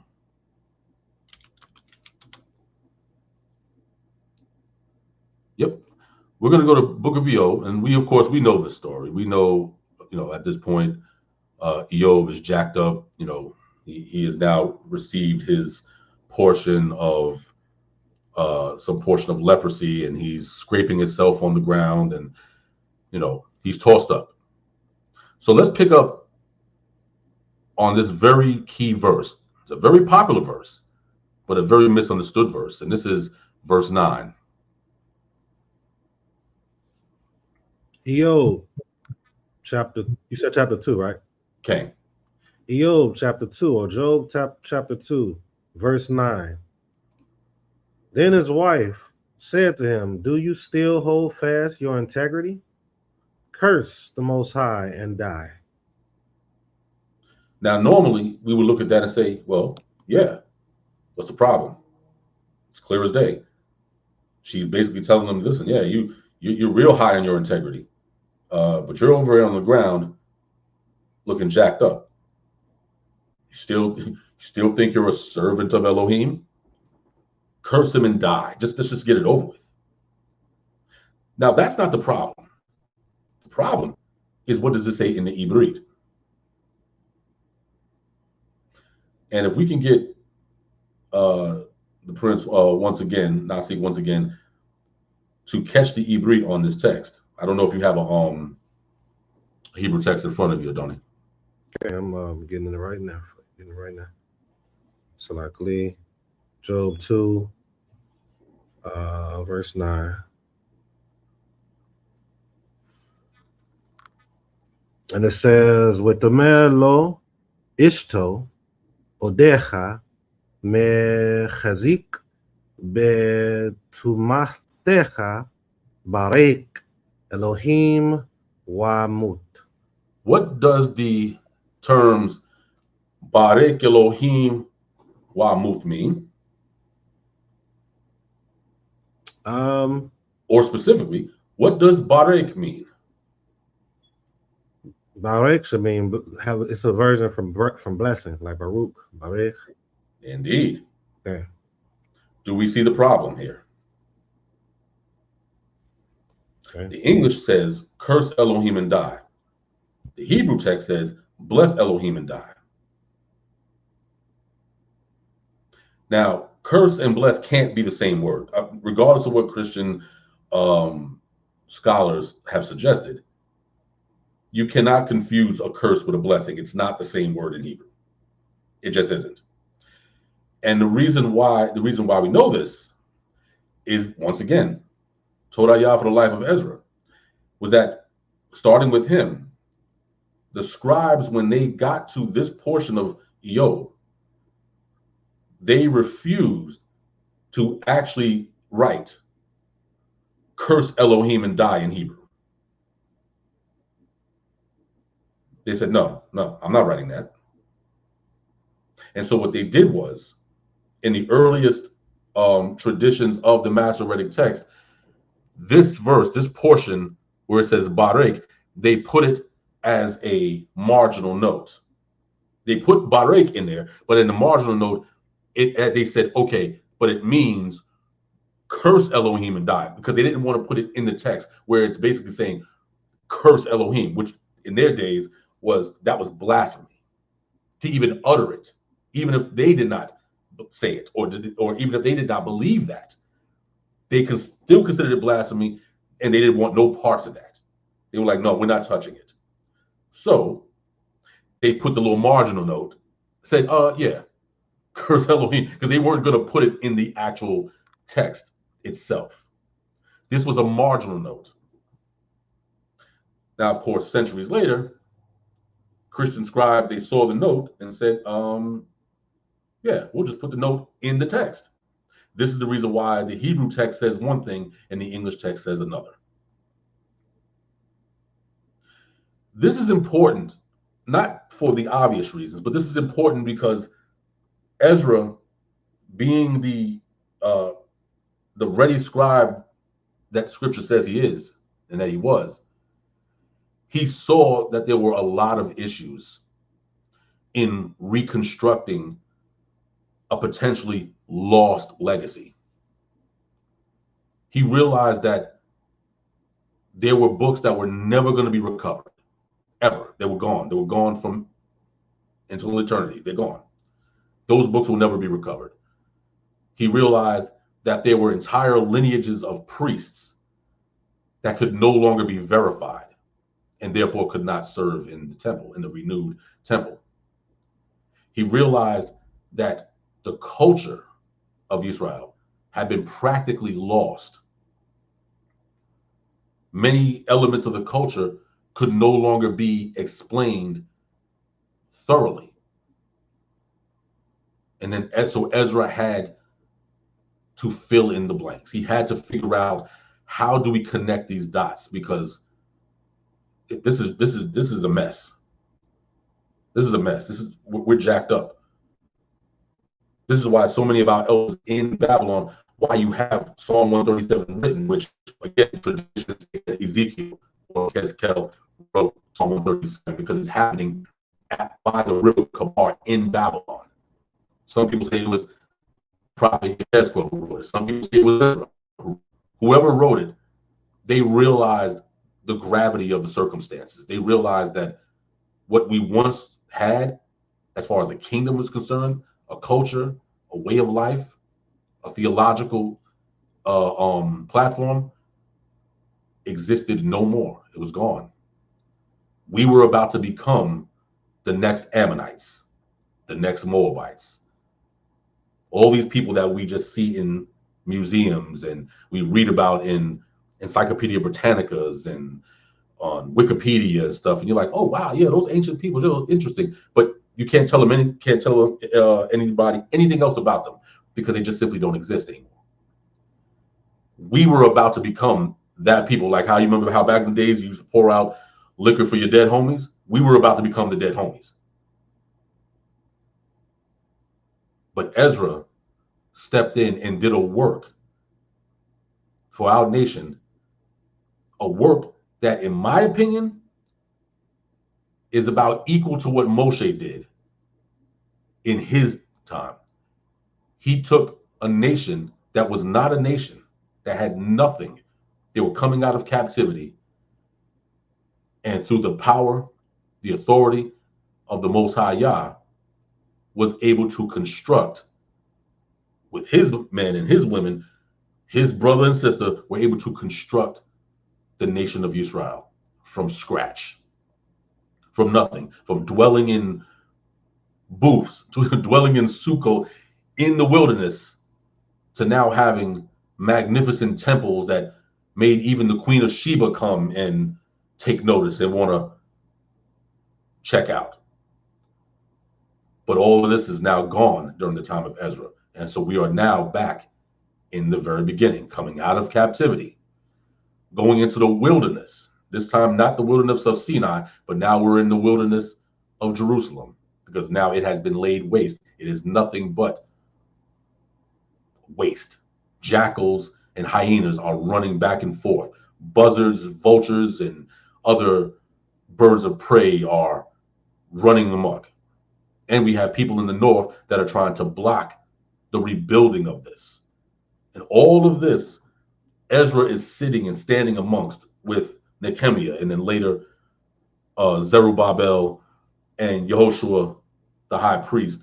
And he is like, okay, it is what it is. We got work to do. Let's get it.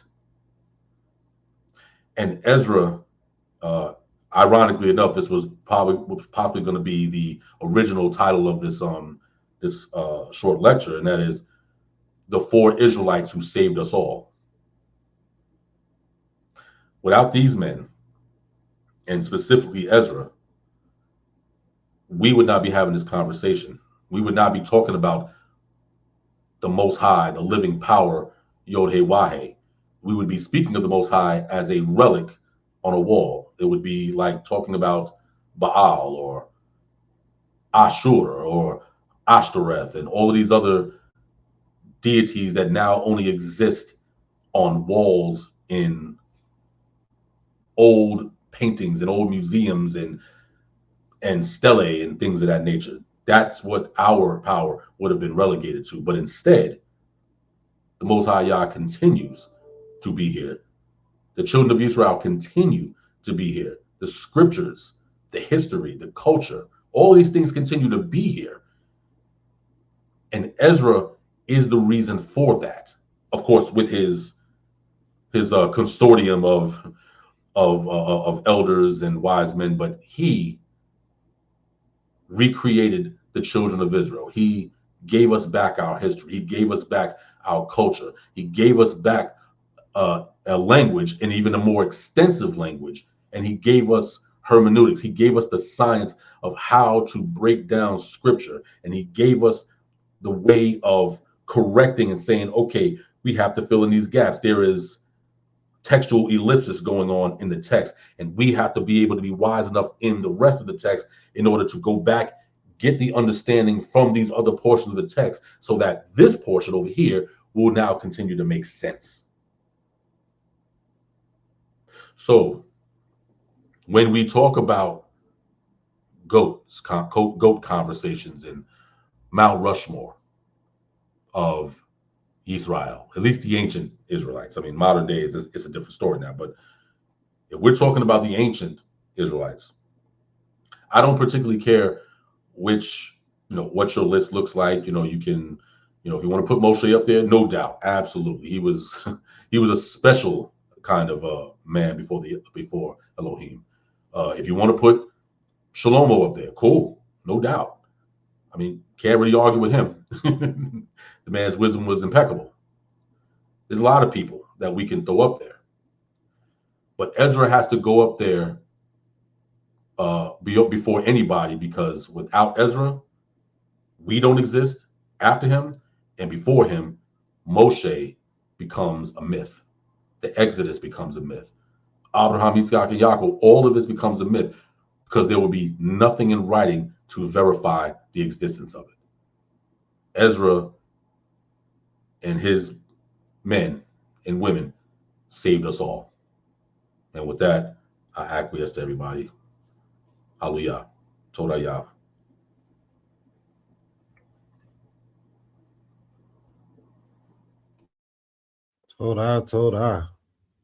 Todah for that, Chief Prince, for that message, that historical information.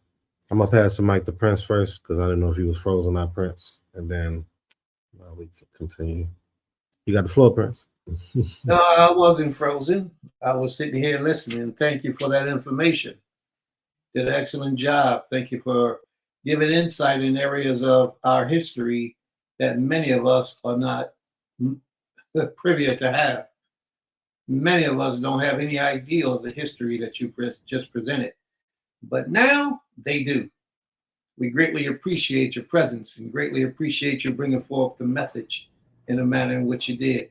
May the Most High be praised, and may the Most High give you many blessings for taking the time out of your busy schedule to come and speak before the people on this day. Todah Rabbah. May the Most High be praised. Okay, ain't no debar. To Yah goes the glory, and just as a end note, real quick, because again, I understand the sensitivity a lot of times with the other portion of the of the Bible that will remain nameless at the moment.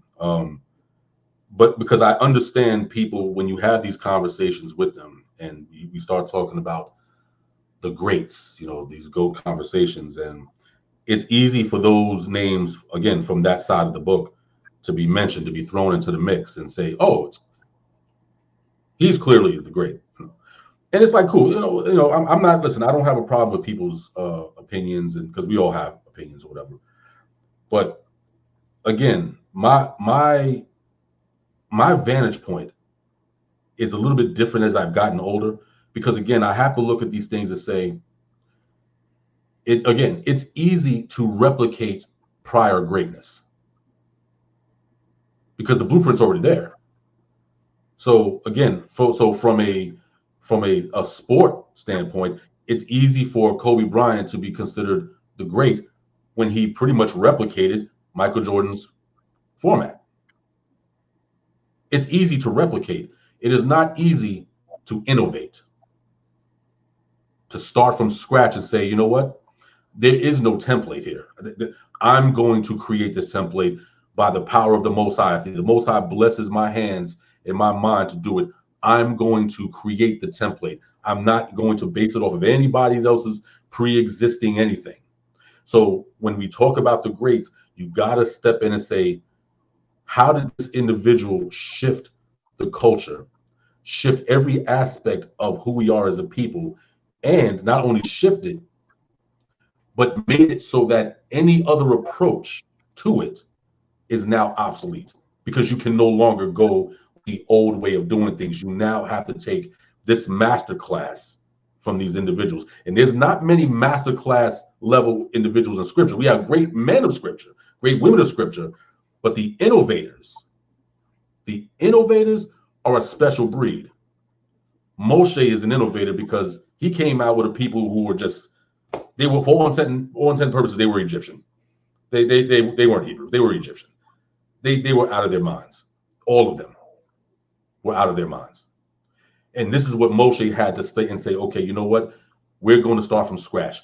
Whatever the old timetable we were dealing with in Egypt, that's done. You see what Exodus 12 is like, listen, this day, we're going to move forward in this timetable. Whatever we were doing in Egypt is of no consequence anymore, because we don't need their time. Yah is our time. He's going to dictate how we move and when we move. So Moshe, this is the reason why when we talk about Moshe and him being the man of Elohim, not the Adam or the Enosh, that almost sounds like something from we did before, well, whatever, but the Ish, this manly man of Elohim, it puts him in a completely different bracket now. Ezra is in a completely different bracket. These are the type of individuals, Deborah, different bracket. These are the kind of individuals that we have to look at and say, you know what, we cannot let their testimony, let their legacy die off because of a lack of popularity. So even in today's scheme of things, when we look at when we mention all of the greats of this dispensation of time, you know, in America, you know, we always hear about the Ben Amis, of course. You know, Todah Yah for that man, for that elder's life, and everything that he and those elders with him were able to accomplish in their respective positions. We always hear about we hear about we hear about the YBYs. I'll say it that way. We hear about, because the prominence, not necessarily the righteousness but the prominence of the name. That name is always there. We always hear about the elders that came out of ISUBK. Why? Because they're everywhere. They're on the streets. I mean, you can't miss certain individuals. So sometimes people become great not because of what they've done, but they become great because of notoriety. But then what about the individuals who gave birth to that? So when people talk about ISUBK and their greatness, the first thing I go and say, well, what about the other two? There's two other individuals that have to be given their honor before you can start having any conversation about what's happening. Three, matter of fact, before you can have any conversations about the greatness of ISUBK. The first one is the one who started the whole thing to begin with, Prophet F.S. Cherry. Now, how does Prophet F.S. Cherry have a connection to ISUBK? Well, here we go. Prophet F.S. Cherry's, one of his star pupils was a man who later became known as Eber Ben Yamin, later called Abba Bibbins.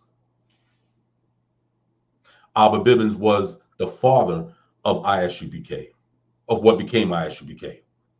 But then there's a third individual that we have to talk about before we can touch ISUBK as well. And this is not a shot to ISUBK. I salute them brothers. They've done their part in their work. No problems.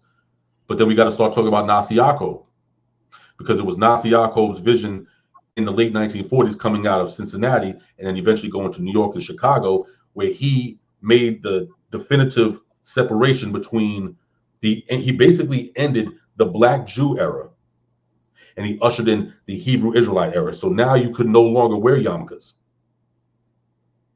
You could no longer dress like you're coming from World War II Poland. You now had to wear the kepo, like the one that we're wearing, the one that Prince right now has on. Now you're wearing the kepo. Now you're wearing the earrings. Now you have the armlets. Now you have the frontlets. Now you have the long garments, the fringes, all of these things that, that Nasi Yaakov and his cadre of individuals were able to introduce in the 1940s and 50s that gave rise to everything that came afterwards. But more importantly, there was a student of Nasi Yaakov named Nasi Barak, interestingly enough, who was very close with Abba Bivens, the great Abba Bivens, Most High bless his memory.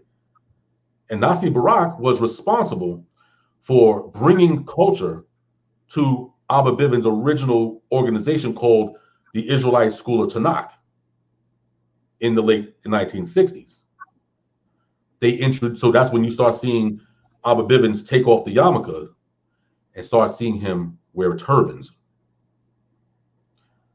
the nose rings, the earrings. You start seeing the shift in that organization. And so they went from a Black Jew organization to a full-fledged Hebrew Israelite organization. And then when that elder died from a beating that he took in Newark, New Jersey, by the hands of the same organization that sanctioned the assassination of Malcolm X, the same NOI organization. After he passed, his students, Masha or Moshe ben Kareem, Ariel ben Yehuda, which later became Chief High Priest Ariah, and other individuals, they went away from that school name and they created, years later, the organization called Israelite School of Universal Practical Knowledge. And so now when you see them with the turbans and you see them with all of this regalia, and they're like, yeah, 1969 is when we started, you got to realize that, well, not really. That is not what happened. There are individuals who came before you that gave your teacher a glimpse and a touch of Hebrew culture and got us closer to what it meant to be an Israelite, not just theologically, but culturally, but mentally. And these are the men who are single-handedly responsible for the evolution of arguably the largest Israelite organization that we've seen on this side of the waters, and that is ISUPK. But their prominence came from Abba Bivens, Nasi Yaakov, and of course the pioneer of pioneers, Prophet F.S. Cherry from the 1880s. So it's important. So I bring that up only to say that we have to be very careful, because it's easy to get caught up in our own greatness, because all of us are bringing massive works and massive ideas to the table in Yisrael. And it's easy for us to kind of puff out our chests and say, yeah, I have done X, Y, Z. Well, yeah. Or I have seen this, or I have seen, right. But it's easy for us to do that when we're standing on other people's shoulders. If standing on someone's shoulders, of course you can see very far down the line. You're on their shoulders. So let's acknowledge the shoulders. Let's make sure that we don't forget the shoulders, or the shoulders of the shoulders, those who came before that. We have to get into the history and make sure that all of our fathers, all of our mothers are given their just due, because we are now, Prince Israel was already there, but you and I, Nasi, we're knocking down the door, we're beating on the door of being an elder. I'm only 1 year away, technically, from being 50. You're on your way as well. And we do not want to be forgotten. We're just like Ezra and Nehemiah. Y'all remember us for good always. We don't want to be forgotten. But in order to be remembered, you have to do remembering too. Remember who came before you and gave you the platform. So when I start talking, that's why I start off everything with giving honor and respect to our elders. Chief of Chiefs Naphtali, the Most High bless his memory. All the individuals that influence me, or the individuals that influence everybody here, we have to give them their flowers, because we're going to want flowers soon as well. You mentioned Nasi Yaakov. Okay. And just to show you all how powerful of a man he was, he established a title of nobility that everybody came in under a certain order. And each one who has this title of nobility had to be sanctioned from one of the men who was sanctioned from one of the men who was sanctioned from one of the men who was sanctioned from that man, Nasi Yaakov. And each one of us come under that same branch of Nasakim. Every one of them. Because, and that's what binds us all together. But that's just to show you, and we all walked in different parts of the earth. But that's just to show you how powerful of a generator he was. The things that he brought to the culture and kept things alive and kept things moving. So therefore, everybody that we give and accept into that tight-knit nobility family also stemmed from Nasi Yaakov, which took place probably way before we were born. Definitely. Way before we were born.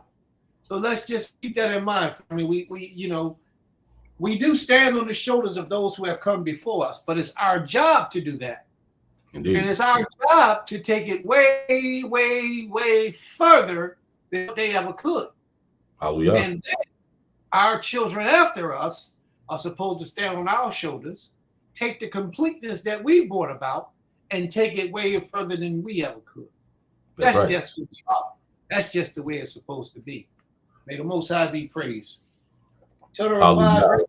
Great lessons. Hallelujah. You know what's interesting, really quickly? 3 of us on this panel right here, Prince, Chief Prince, myself. This morning, I was just listening back on the video. My Isha was like, well, who was that? Because she heard Chief Prince speaking, and he just brought up Enosh Adam Ish, right? And I was watching the video of all 3 of you all when I was just sitting there listening to the elders.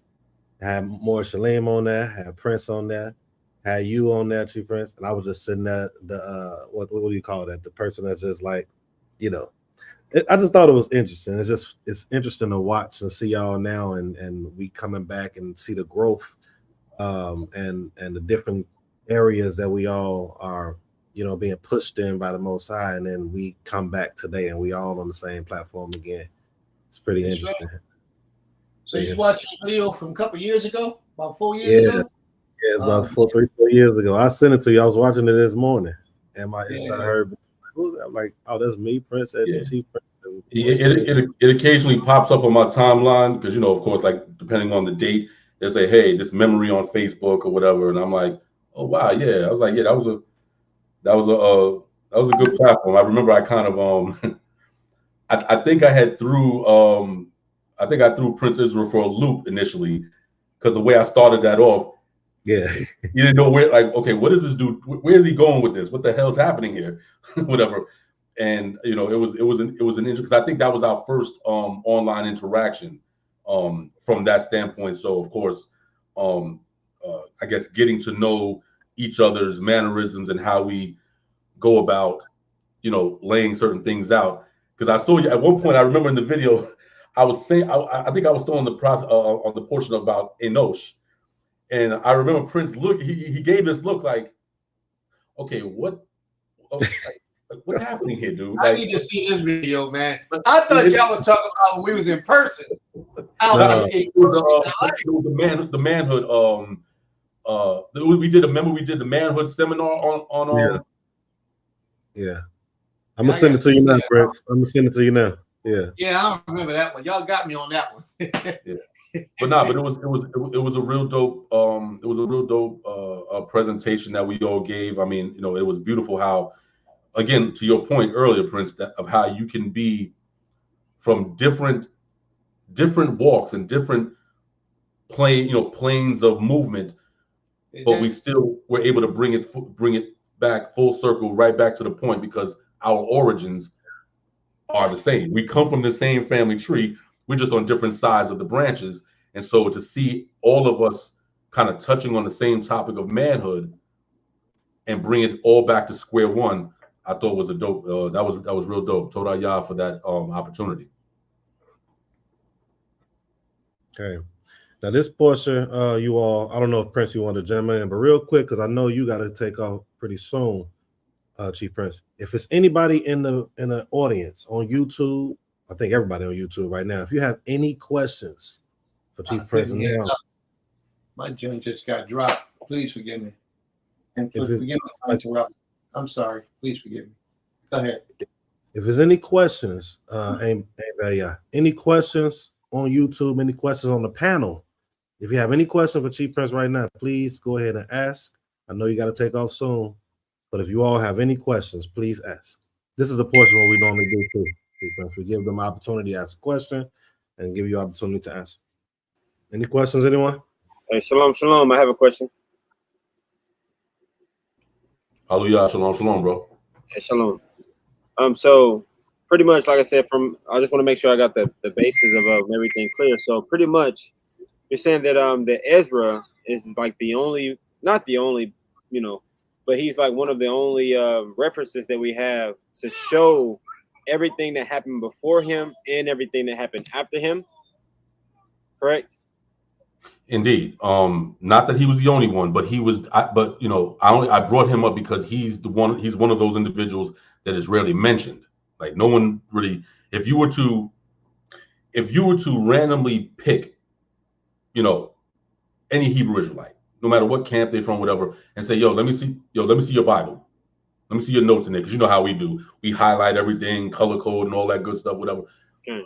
Get the average Israelite's Bible and open up to the book of Ezra, and I guarantee 99% of the time, nothing is highlighted. Okay. Nothing is highlighted, which is pretty bad because Israelites are notorious for highlighting everything. That's what we do. You know what I'm saying? But nothing is highlighted. And I actually wrote a book. This is not a shameless plug, mind you, but I wrote a book called The Haggai Principle. And it's actually talking about another individual that came after the time of Ezra and the individuals I spoke of. This prophet was the prophet that was still in Persia when the building was happening, when Ezra was over there laying out everything that on that side of the world. Haggai and Zechariah and these prophets, they're still in the land of Persia. They're still in Susa, trying to convince the people that, the captivity is over. It's time to return back to the land like we're supposed to and start putting this work in. And the people were like, the time hasn't come yet. But it's the same concept. How many people have anything in the book of Haggai highlighted? Now, I'm sure there's a couple people like me, mine is all over the place. Let's get all of that. But most people don't quote from these books for doctrinal reasons. Because, again, many Israelites who come into this walk, they're coming in from the perspective of proving that they're Israelites. So if the books that they're looking at is not giving you a straight, like, here's the proof that you are the children of Israel, those books usually fall by the wayside. This is the reason why no matter what type of Israelite you are, no matter what camp you're from, congregation or whatever, I can guarantee you the entire chapter of Deuteronomy 28 is highlighted. The whole, well, not the first 14 verses, but from verse 15 on is highlighted because that you know what I'm saying, that Leviticus 26, those type of scriptures are always going to be highlighted because that is the foundation of Israelite 101. But because of that, because we've been taking that position of these are the heavy hitters of scriptures, individuals like Ezra gets overlooked. There's an old saying by a scholar named David Roll. He wrote the book Pharaohs and Kings and the Lords of Avarice, talking about the Hyksos dynasty. And he made a statement that stated that if Moses never existed, it would be necessary to invent him. And what he meant by that is all of the things that you read about that Moses is responsible for building up this nation, these things are fantastic. Like, there's no way to explain the history of Israel without Moses. So even if Moses did not exist, it would be necessary to invent him because otherwise you can't explain why Israel is even here. But I take it a step further and say that without Ezra, you don't have to worry about Moses. Because Moses, the legend of Moses would have died in the Babylonian captivity. Because there would have been no records left. The Babylonians burned the temple to a crisp. And he was the only one with the recollection and smaller texts to prove all of these things have actually happened. So without Ezra, if Ezra doesn't step, imagine if something would have happened to Ezra in Persia, where he passes away from old age, or he was in a battle. Imagine if Ezra had not survived the Babylonian captivity and the Persian captivity that came right on after that. With no Ezra, the conversation we're having right now would not be happening. You know what we would be right now? We would be living as African Americans. We would, because there's no Tanakh, there's no Torah, there's no culture, there's nothing. Now, hopefully Yah would have said, okay, I'm gonna have to raise up somebody else to do this work. But the understanding, of course, is that that's how important Ezra is. Without Ezra, nothing that happened before him exists, and anything that happened after him cannot be confirmed either, because you can't say that I am so-and-so and I was prophesied to come by this scripture if that scripture no longer exists. That's like someone saying Chief Zebulon is the great and mighty prophet that was prophesied in the book of Edo. Can't prove it because Edo doesn't exist anymore. So this is why the importance of Ezra, Nehemiah, of course, Zerubbabel, Yehoshua the high priest, and the quote-unquote minor prophets of Haggai, Zechariah, all these individuals. That's why their testimonies are so important, because they were the ones who literally recreated the children of Israel from the ashes that was left in the Babylonian captivity. Okay. All right. So that. Appreciate it. Last question. And this is the same Ezra that wrote like the first, second Ezra's. It's the same. It's the same Ezra that those writings in the Apocrypha are based on. It's based on Ezra's work. Ezra himself didn't write it, but they were written by scribes that came after him that wanted to extend his legacy. Todayah for that. That they were like, okay, no, we got to make sure that his legacy remains, intact. So they went and made, first Esdras in the Apocrypha, and then extended it with second Esdras in the Apocrypha for that purpose. But these books weren't actually written by Ezra himself. They were written by individuals that came after him that wanted to preserve his legacy and to push his innovations further. Okay. Okay. So like when you go into like when you go into Ezra's, okay, right? So when you go into like second Ezra's, chapter, I think it's 15 or 16. When he's going into in Ezra's, there's a lot of different prophecies, right? Right. And so these prophecies, with it not being written by him, but these prophecies have already been mentioned by him, in a sense. They were already mentioned by him, and they just took it and I guess expanded upon it. Or that's what I'm trying to see.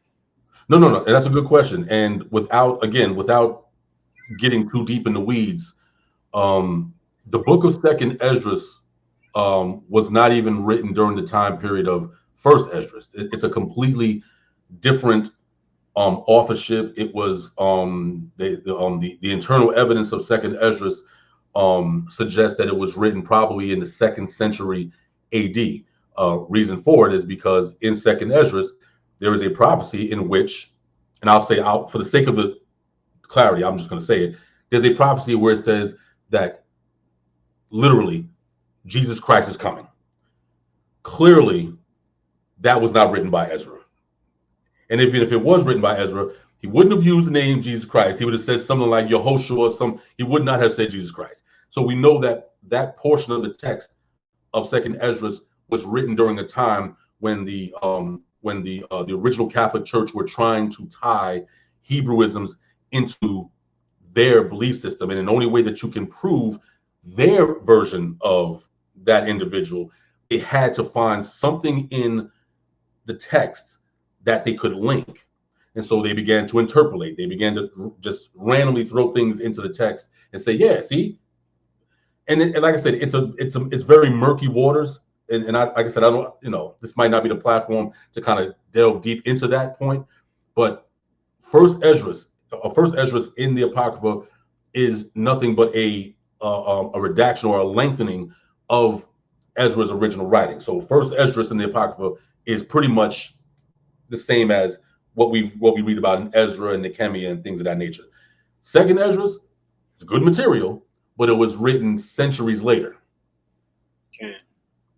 Sort of like the Wisdom of Solomon in the Apocrypha. That was not written by Solomon. It was written by an Israelite who understood wisdom literature of the Hebrews, but was trying to argue against Greek philosophy, which Greek philosophy wouldn't have existed during the time of Solomon. This is how we know that the book wasn't written by Solomon, because that book is trying to refute the idea of Hellenism.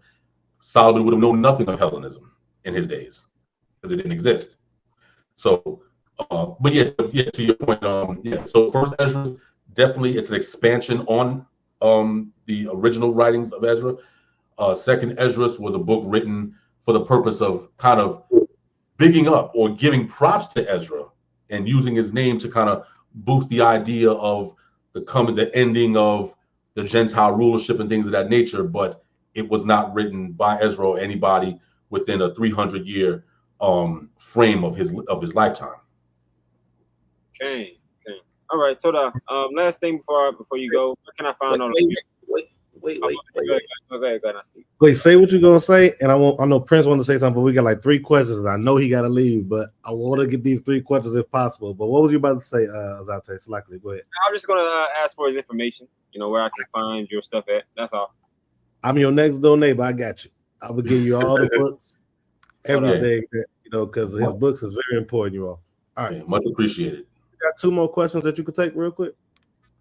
Okay, yeah, I haven't gotten any text message from my children's mother, so therefore, Okay, cool. Prince, did you want to say something before we go on these 2 or 3 questions? I think they have.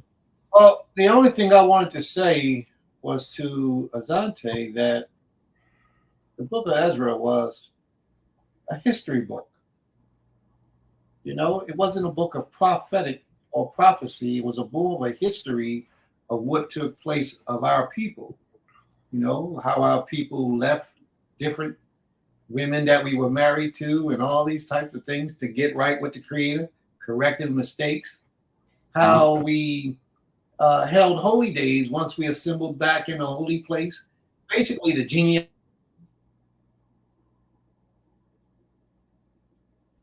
Oh, shoot.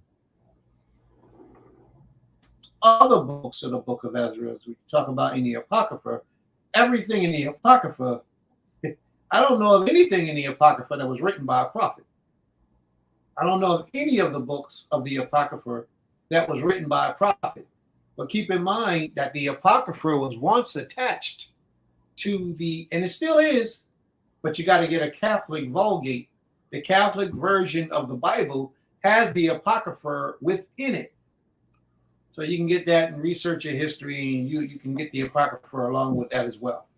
So that's it. That's all I wanted to say. Make sure he was clear on that point. It had nothing to do with prophecy. It had everything to do with history and correct record keeping. Okay, so all of like the 2nd, 3rd, 4th Ezra, all of that is just history. I'm asking for understanding. No, 2nd, 3rd, and 4th Ezra is not history at all. It's exactly what my brother said. It's somebody's compilation of what they wanted to say about what Ezra did in his history. Okay, yeah, that's my question. They had their own stuff to it. Kane, I didn't know if it was written by him or not, so that's why I was kind of, asking, like, is this the, just getting more understanding on this. First time I heard somebody bring out Ezra, so I was like, okay, cool. I wanted to get a little bit of understanding on that. But Kane, yeah, it's kind of like his point exactly. Nobody talks about it. Yeah, it's the funny thing when you think about the 3rd and 4th Esdras and whatever, I kind of liken it to I kind of compare it from a music standpoint. If Ezra was let's say Biggie in 1995, second and 3rd Esdras would be like Jay-Z. Really wasn't much of anything, but the fact that he was able to attach his name to Biggie put him in a good position, and now people want to hear him because they're like, oh, that's Biggie's man. and it was kind of that situation. The author of like 3rd and 4th Esdras was writing some good stuff. I mean, it's good stuff. So I'm not sitting here saying that it's just no, it's good stuff. But the person was probably unknown. Nobody really knew who this individual was. So what some people did in ancient times, they would say, you know what? Instead of saying this is from I don't know, Yosef ben Yehuda, who no one knows who that is, this is the 4th book of Ezra, because they knew it would trigger the people like, what? Another book of Ezra? Pew, let me get a copy of that scroll. And then now his writings are circulating because of that. This is what happened with the book of the Wisdom of Solomon, because like I just said, the Wisdom of Solomon, we know that was not written by Solomon because the information that is touched on in that book didn't exist until 700 years after Solomon's death. So we know Solomon could not have been talking about Greek philosophy and using certain Greek terminologies in order to express certain truths. We know Greek, the language, did not exist in Solomon's time. So we know that this was written by an Israelite, a well-learned Israelite scholar, but was utilizing Solomon's name. Why? Because Solomon's name was synonymous with wisdom. You don't think of any other person in scripture when you talk about wisdom. When you say wisdom, Solomon. That's it.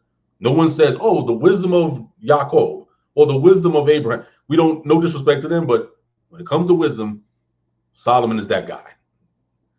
And so if you attach Solomon's name to something, you're immediately going to get people interested and they're going to tap into it.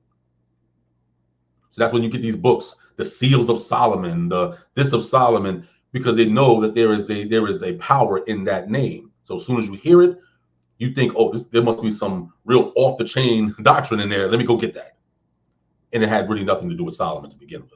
So it's something that ancient peoples in the last 2 or 3 centuries BC, it was something that they did at that time. It was a way of getting their literature out for people to check it out, to recognize it, and be like, oh, okay, yeah, this is good or whatever like that. It was, advertisement schemes. That's all it was, but in a good way. All right, you all. I'm gonna try to go through the questions. I'm gonna start with more Dawood's because his is kind of a little easier. Ezra was never mentioned as a prophet, correct? That was what he said. Mm-hmm. Yeah. So, nah, he was never mentioned. In fact, in the opening of Ezra, it says that Ezra was a ready scribe. He's never referred to as a prophet. And in his own books, he never gives any prophecies because, of course, at that point, there's really no need for it because his job was only to fulfill a prophecy that came 70 plus years prior. That Cyrus was going to give an edict that was going to allow the children of Israel to depart from that captivity, go back to the land, rebuild, restructure. Ezra was only there to make sure that it happened. Prophecy-wise, Ezra never had any prophecies written in his text. I've never seen them. All right, I'm gonna go to the next question, but I had to follow this up with what more Dawood just said. He said, "I think I'll write a Hidden Thoughts of Chief Zebulon book. Great marketing." All right. Oh man, you can't make this up. That's crazy. All right, Mishra Zaryahu says, "What suggestions do you have for improving our circumstances as a people, so we can support the next generation in achieving even greater success?" I think just from my perspective, and again, I'm just going to speak for me at the moment, but I think Hebraic ethics and Hebraic competency are absolutely essential. Why do I say ethics and competency? Because number one, competency implies what? That you are an adept, that you are able to do a particular work, that you understand what needs to be done, you understand the structure of how to get it done, and you are wise enough to know that you may not be able to do it, but the people that you get and gather around yourself, they may be the ones to do it. So that's the competency part of it. The ethic part of it is that Israelites have to get back to a point where ethics, their moral compass, takes precedence over the need to be right. It's okay to be wrong if your ethics are still intact. So if I'm wrong on something, and let's say anybody on this panel could say, oh, whoa, wait a minute, Chief Prince, no disrespect, but I think you're a little off on this particular point. And then I look and say, oh, you know what? Wow, I didn't even see that. Yo, total rebuff for that. Now that ethic, I could have been like, excuse me, I'm Chief Prince Zebulon. You cannot tell me what's right. I tell you what's right. Now, of course, that would be wicked as hell. But because our ethic tells us that no, if a brother or sister is pulling us up and saying, hey, listen, you might need to tweak that, Chief Prince. I mean, it's good. What we're saying is good, but we need to tweak that a little bit. I should be saying, hallelujah, Todayah for that, because you just made me better. Our ethic has to take precedence over the need to be right. And if our ethics and competency takes precedence over that, then we don't see the next generation as being threats to our own greatness. And this is the reason why you have gatekeepers in Yisrael. You have righteous gatekeepers and you have wicked gatekeepers. And the wicked gatekeepers will try their best to prevent the new generation or the younger generation from ascending to the heights that they ascended to. So they establish certain hierarchies where you get canceled out automatically, just so that you don't have the platform to go and do the greater things. Why? Because if you do greater things, that puts the pressure on me, and then everyone's going to say, well, if you're so great, why didn't you do the things that this young person is doing? And I've seen it. I've seen this. So this is not theory. I've actually seen this in real time, where individuals will see the come up of a young man or a young woman. They'll see the come up. They see them coming, and instead of saying, wow, look what they're doing, hallelujah, let me go reach out to that brother, let me go reach out to that sister and help cultivate, help keep pushing them.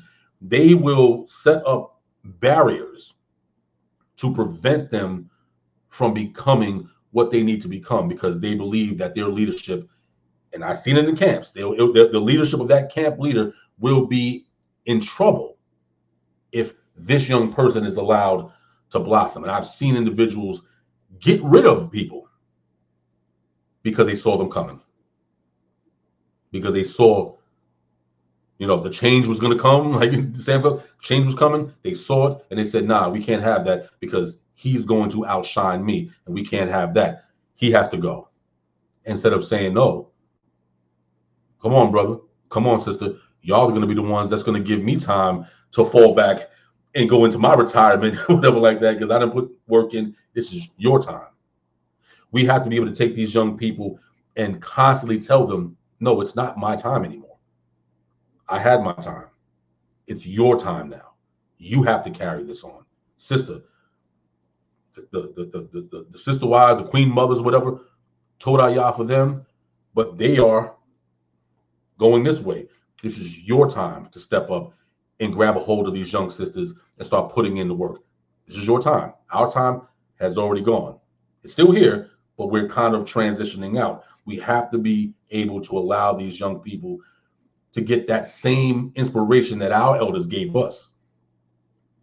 Chief of Chiefs Naphtali Todayah for his life.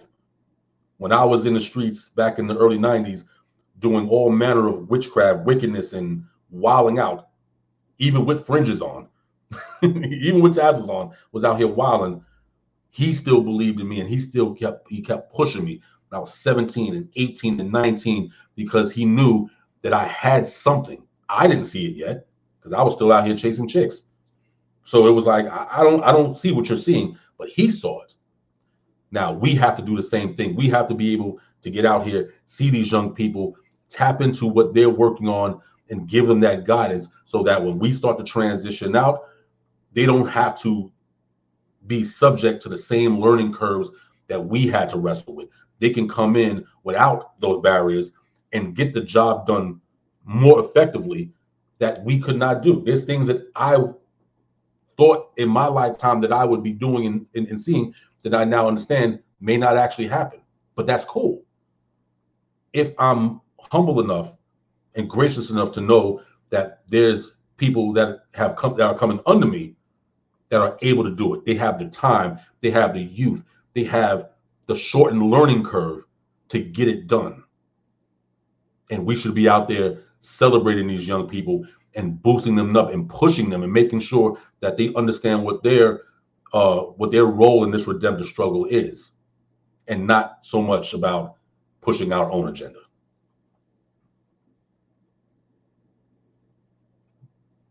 So that ends with the questions. I'm going to ask you this before I pass it to Prince, because I know you probably got to go. If no one else has any questions on the panel, no one in YouTube land has another question. I do want to. Well, Prince, did you have a question before I let him close? Let Chief Prince close out to tell us where they can find any of his information or whatever. Do you have anything you want to say? No, my mind is clear, man.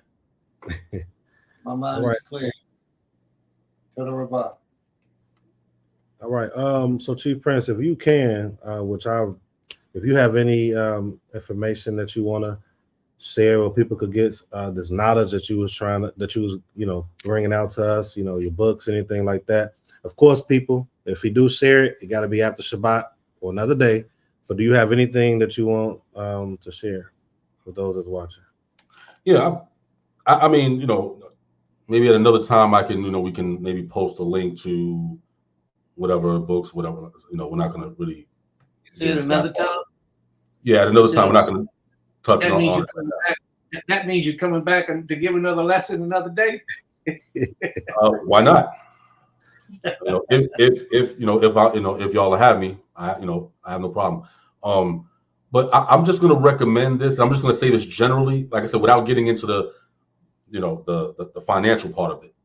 I think another, aside from me and what I do with books or whatever, I think that this generation also, that we have to be more proactive in supporting our modern day authors. We have a lot of scholars out here, and I'm not, like I said, this is not me talking about me. There are brothers and sisters who are writing literature. I go on Amazon all the time and I see books written by Hebrews, and I'm like, I never even heard of this. Where is it? And now I want to get all of these books, because I'm like, just being able to hear other Hebrews' vantage points, because a lot of times we get stuck in our own almighty doctrines. You know what I'm saying? Because it's what I believe in, whatever. We get so stuck in what we are thinking and what we're researching that we forget that other people can be researching the same thing and can be coming with different vantage points. And that's what makes culture so great, because you don't have to see it monolithically. You can have a culture, have an understanding, and just see it from different sides of the table. And that's what makes our experience more rich. That's what makes us being able to have dialogues with other Israelites from different organizations, and can have functional dialogues without assuming that they think this or assuming that they believe this. You can actually read their writings and say, oh, I didn't know they believed that. Wow, that's interesting. So now when I have online dialogues, or if I meet individuals in real time and we start having these conversations, I'm more well equipped to have the conversations because I've already tapped into their knowledge base, instead of assuming that because they are Tanakh only, that somehow that means they don't believe in salvation. Like, no, you kind of come to get to know people. That's not what we believe. So I think tapping into all of these other avenues of Hebraic literature is very important. And we have to celebrate these authors, these young authors, because again, many of us, we're kind of transitioning a little bit. We're kind of, whatever, but you got these young people who are standing on our shoulders, who are seeing things that we didn't see because we saw things that our elders didn't see, and so on and so forth. We have to make sure that we're giving them the necessary platform and the necessary honor and the push to do the very thing that we were pushed to do also. So go out and support Hebraic literature, even if it doesn't necessarily agree with what what you understand, that's fine. It doesn't have to agree. The only thing that we want to know is, what do the people think? What are they thinking out there? Halfway across the world, what are Israelites in southern Yemen? What do they believe? What do Israelites who live in Germany? I mean, I'm talking about natural Israelites who are in Germany. What are they talking about? Because I get individuals who purchase books from me. These are Israelites who live in Berlin. So how do they view the scriptures from where they're at? Because we view scriptures from an American framework. So everything that we see in scriptures, we are somehow tying it to the United States. We're tying it to the Caribbean because that's our frame of thought. But what happens if you're not from America or the Caribbean? What if you are a natural born Israelite, but you are in Yemen, or you're in Mozambique, or you are in Madagascar, or you are living in Cameroon, or whatever the case may be? The vantage point is going to be different. So we have to be able to tap into that and to say, okay, well, how do you view this from your side of the earth? Instead of assuming that our vantage point is the only vantage point.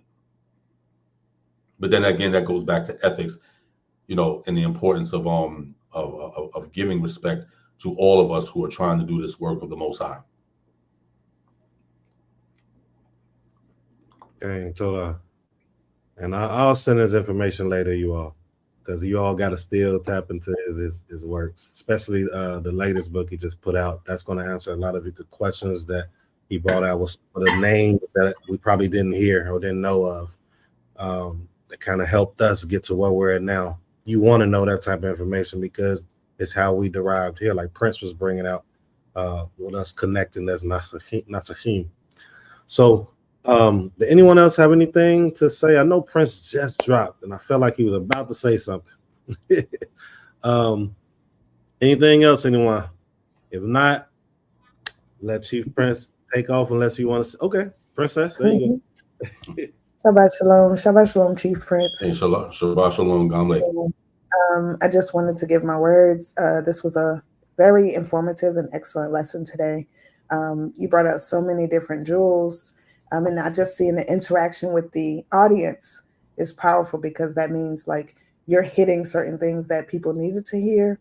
And so I'm just grateful, that we were all able to hear the message today together, because every message, whether we believe it or not, is aligned with the things that we're doing. And a lot of what you spoke on today is aligned with the different paths that all of us are doing, even separately, but together, if that makes sense. Toda Rabah, once again, Chief Prince, and may the Most High continue to bless you.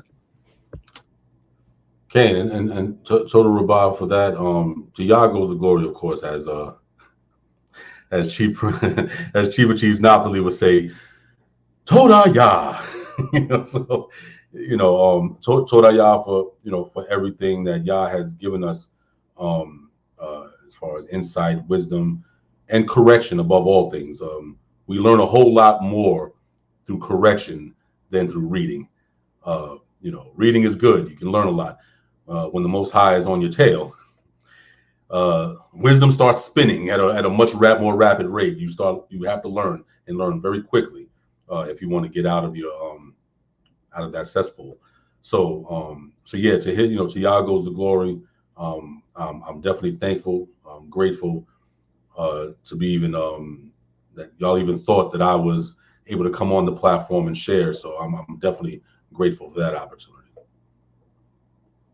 They hear me mention you every time, Prince. Chief Prince, and you was light on them. So hopefully you do come back later so they could gather all that I'll be getting over these years, and even the last visit. So I was excited. I'm sure they saw it in my texts and stuff to everybody. I'm like, yeah, y'all got to come. This is who I'll be speaking of and things of that nature. So without further ado, Princess, I don't know, should we wait or should we close out, or what do you think we should do? My ish, I got something to say.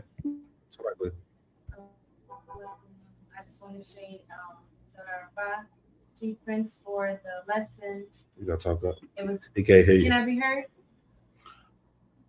I There can it hear they just pulled up.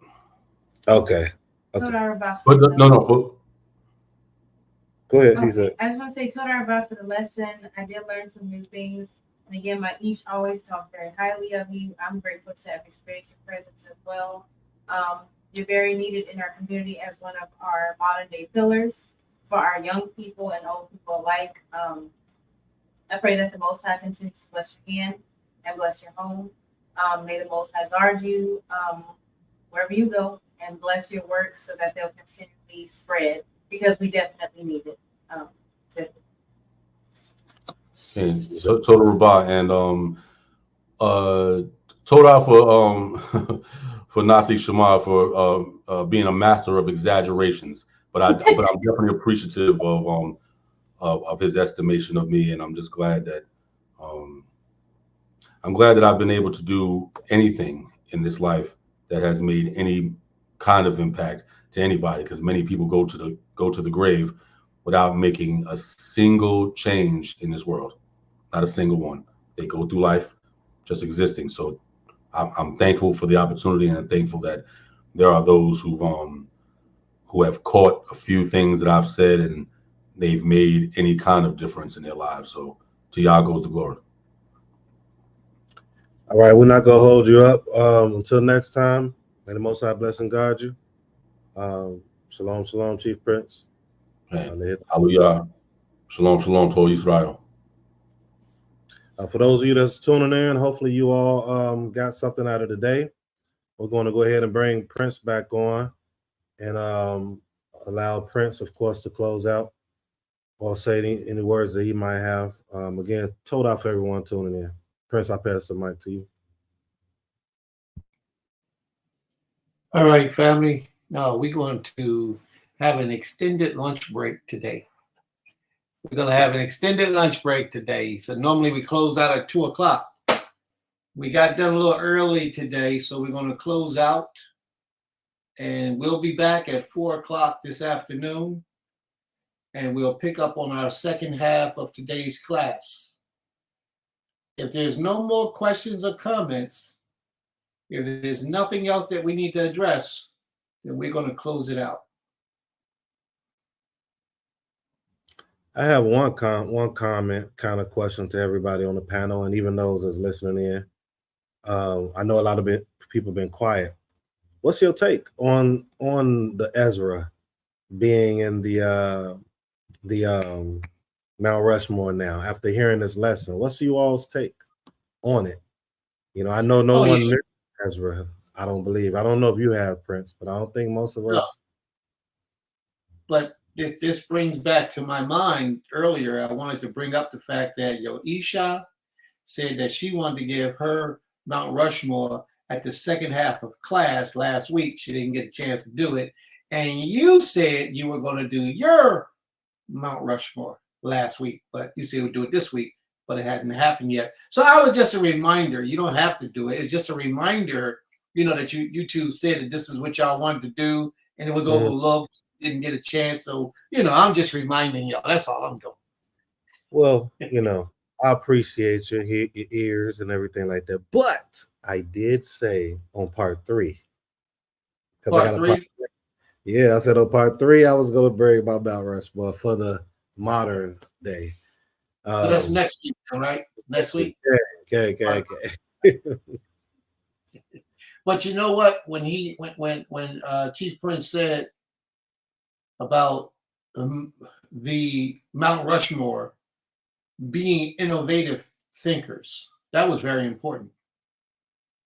That's what shaped the greatness of those individuals. And I agree with that.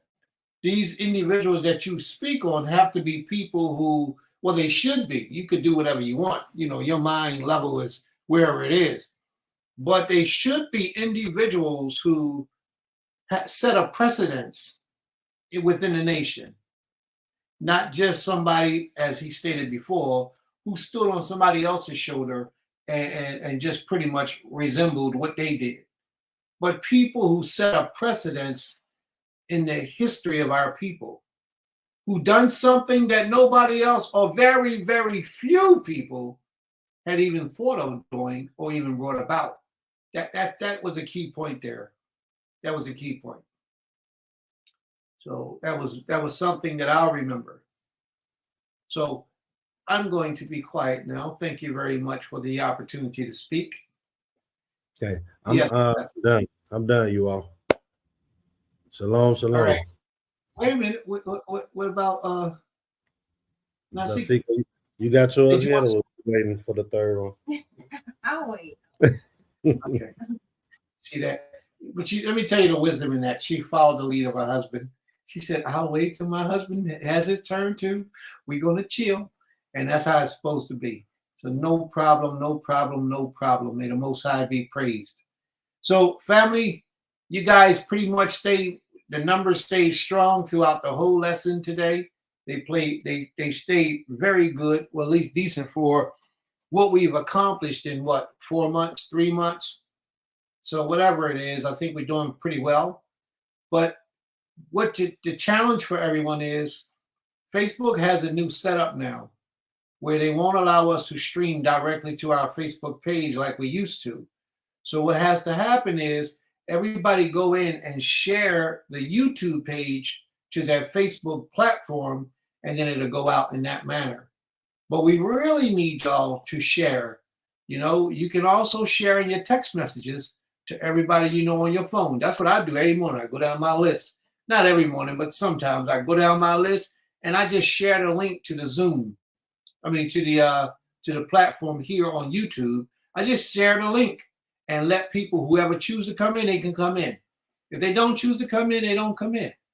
But it's good because, as I always say, there's a lot of people that are searching for this information and they don't know where to find it. They don't know how to get a link to it. They can't get their hands on it.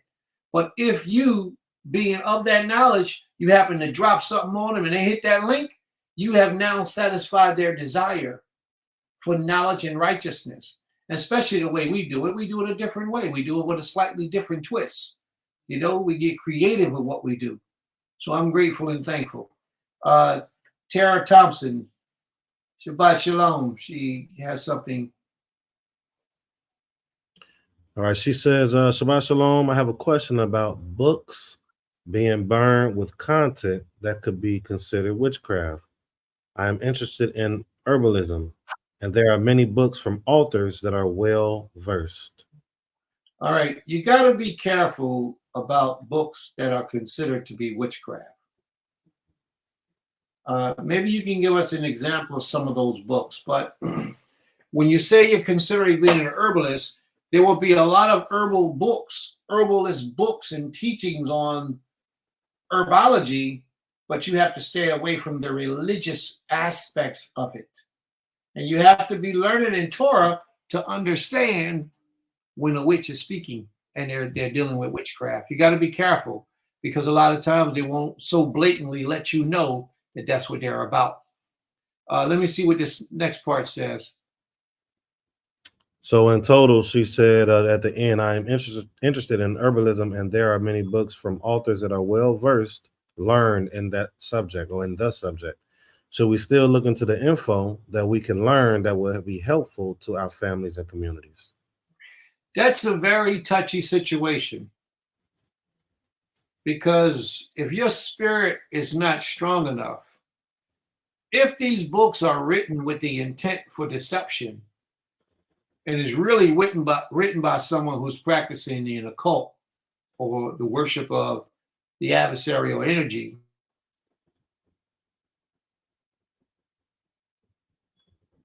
and you'll be placing spirits upon yourself that you shouldn't have in your company or your presence. So you got to be careful. But before you read any book, ask the Most High for his protection. Before you read any book, ask the Most High for his protection. But I'm not going to tell you not to read books dealing with herbology because you need those things. And let me share something else with you. And I really need to say this in a way that the majority of us can understand. This is something that I've been saying for many, many years. An Israelite at his fullest potential will be mistaken for as a witch.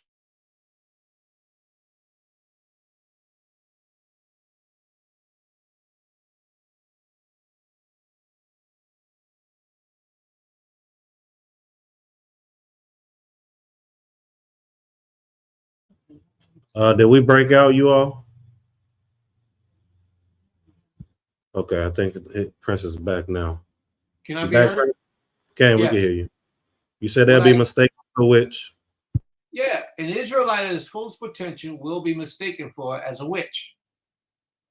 Like, for example, one of the examples that I always give is if you look through somebody's window, you was peeping, they just moved on the block, and you looking through their window, and you see them in their living room with a bird with the neck cut, and then they take some blood and then rub it on their son's big ear, and then they take some more blood and rub it on his big thumb, and take some more blood and rub it on his right toe, his big right toe. If you're looking through the window, you would see that and think that's some dark magic, some witchcraft, or something evil taking place. But in reality, that's how we anointed our priests and prepared them for the job of priesthood. So it's all about your understanding of the matter that determines where you can go in your knowledge with it. If you understand wickedness, then you stay away from wickedness. But if you don't understand it, you can be trapped into it and not understand that you're practicing something that you shouldn't be practicing. It's hard to say, don't read the books because the knowledge is there. We need the knowledge. And all books on herbology are not dealing with witchcraft. Somebody might make you think that they are, but they're not. Because a lot of them are really dealing with pure knowledge. And we need that knowledge. We need people like yourself that has the desire and the passion to learn these arts, to go out and to learn them and bring them back to the people. But, if you know that this person who is the author is really into some dark, dark stuff, then stay away from the book. Unless you feel strong enough within your essence that you can contain it. And you ain't going to know that just by saying, yeah, I'm strong enough. No. If you're disciplined in this way of life on a level of like the 1%, then yeah, you can deal with anything. You can deal with a whole lot of stuff that the average person can't deal with. But if you don't see yourself as the 1% spiritually in this nation, then you should stay away from things that the person is dealing with some dark stuff. But, everybody's not dealing with dark magic. A lot of books out there in herbology are good. And sis, when you get that information, bring it back to the family because we need some.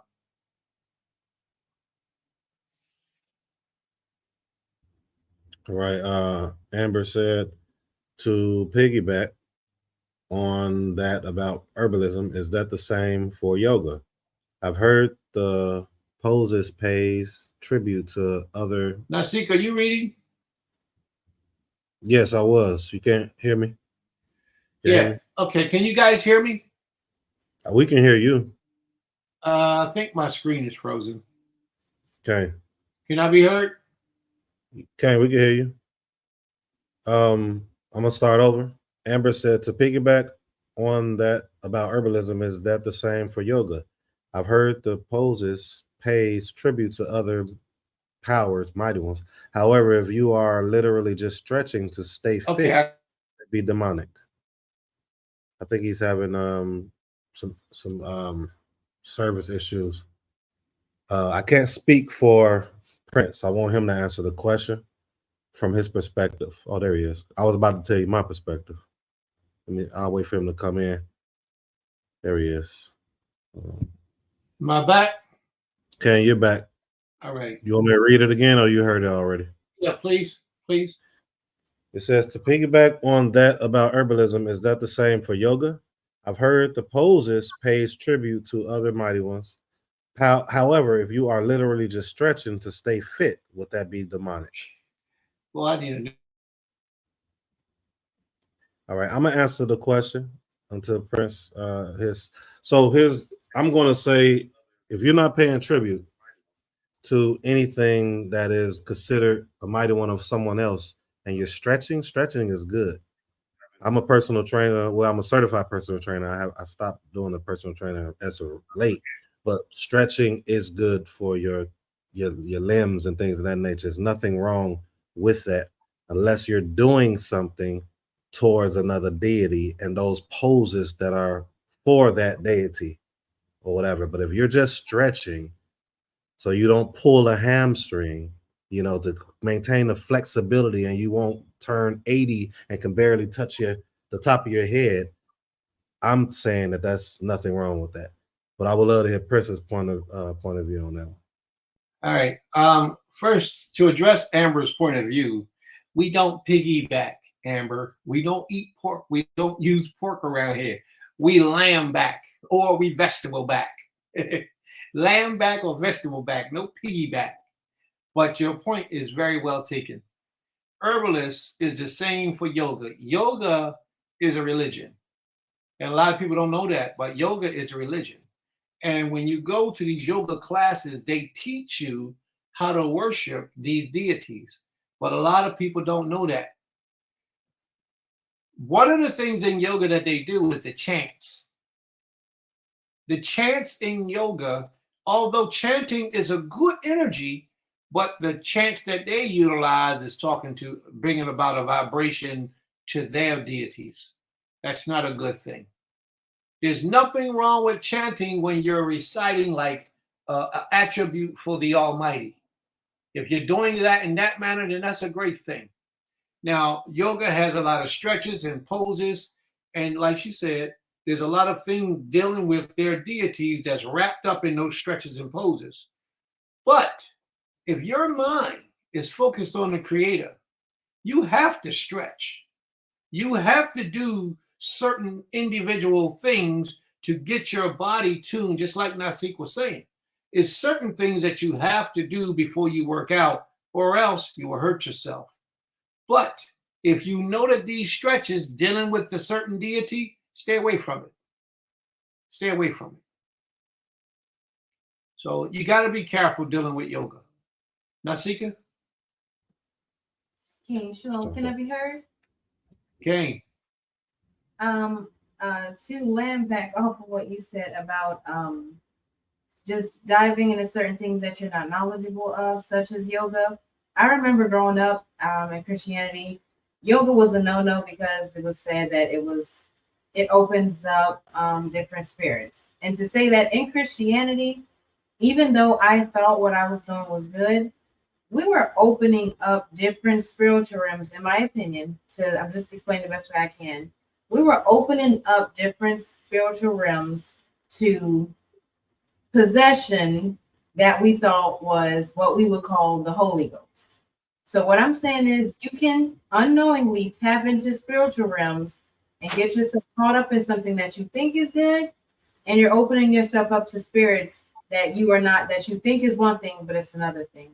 And I just say we have to be careful because there's a lot of mysteries in this world that we have not uncovered, untapped, that we can open up different spiritual portals to something, and we don't know what we're getting ourselves into until we're in that place of saying we need help there. We've opened up something and we don't know how to close it, or people start having spirits talk to them. I have seen a lot of stories and heard a lot of things growing up where people have just gotten themselves into something that they thought was good, and it opened up a whole nother can of worms that they did not know how to get rid of. So I would just say we have to be careful because we are the Most High's vessel. We should not open up ourselves to things that we are not very certain of, because we could tap into something and think it's one thing and it be the other. Zehu. You're absolutely correct. And that's what I was saying to the Sister Tara, that if you're not fortified in your spirit, certain things you shouldn't touch on. If you know that this thing is out of order, or the author of this thing is out of order, don't touch it at all. But if your spirit is strong, like I said, you're part of that 1% in spirituality with our people today. See, that 1% can travel through all the houses and come out untouched because the 1%'s mind is already adapted in those places. And he can travel in those places. But the average Israelite will get consumed with spirits, just like Nasika was speaking about, Those spirits will come on you. You don't even realize that they're there until you notice that your personality has changed. You're starting to have passions and thoughts in your mind that you didn't used to have. You're starting to desire and crave things that you didn't used to do. You're starting to allow certain things to take place in your life that you didn't used to allow. Those spirits are called possessions. And that's how they come into you, by doorway of you splurging out into areas of life that you know nothing about. Just like meditation, you have to have a supervisor to be present with you when you first begin the process of meditation. Because if you don't know what you're doing, you're opening up portals for certain energies to gravitate to you. And you're inviting them in because you're stepping in a realm that you don't understand. So you got to be real careful with those things. All right? Zante. Okay, and just to land me back on everything that's been said, when we look into the Old Testament, right, or the the time of Moses, right, or just in what we would call the Old Testament alone, the scriptures mention a right hand, things happening from the right hand side, and then things happening from the left hand side. So the Creator has a right hand side and the left hand side, with Him being in the middle, with Him being the power of all things. The right hand side are those that stand on the right side, or the righteousness of His power, and He gives us this example. And then the left hand side is those that pervert His power, right? And we're given that example through Moshe and the magicians, right? So the magicians and Moshe were both instructed to throw their, to turn for their staff to be turned into serpents, right? And see, the magicians, their staff turned into serpents. It turned into serpents, but the difference is the magicians, they had to do what we would call conjure, or they had to go through a medium in order for it to take place, whereas Moshe was directly connected to the Creator. So this is what we run into when we run into the witchcraft, and we run into what people are doing with the herbs, because even when you go into herbalism, when you go into divination, and you go into people dividing roots, the people were not using the roots to heal their bodies. They were using the roots to cast spells, because you're able to manipulate what the Creator has given. So if you were standing on the right hand side of the Creator, you're going to use His herbs to do what He put it here to do, which is to heal our bodies and to take care of our temples. That's what He gave it here for. But if you use it from the left hand side, which is done in a lot of these witchcraft books, you're going to be using these things to play spells on people. You're going to be using these things to try and manipulate things, to make things happen that is not the Creator's will, right? And I'm stressing that because, again, like Prince said, it's about your understanding, or another word for that is your intent. Because, like I said, you can be doing something, and you can be doing it standing on the left hand side of the Creator, because you're not going directly to Him. You're going through a medium. You're going through surrounding powers, because He is the one in one. But we can try to manipulate His power and work and operate on the left hand side rather than doing things upright the way that Moshe did. All he had to do is go directly to the Creator, and his staff turned into a serpent. But the magician's staff, they also turned into a serpent as well. So you could say, yeah, it's true, they did it too, but they had to go through mediums. They didn't go directly through the Creator. They had to conjure up certain things in order for things to take place. So it's like, I just wanted to land me back on that, and to show that, like, at the end of the day, even when it comes to like she was just saying with stretching, if you're stretching just to stretch, that's one thing. But a person that's doing witchcraft, they understand that, okay, I'm doing this for this reason. I'm doing this to serve this deity or this principality. And like you said, if you don't have an understanding of it, it is good to stay away from it. But I just wanted to bring that, let me back on what everybody was saying, to just show also in the scripture where we see the perfect example of what we're talking about now, which is Moshe and the magicians, because they did the same thing.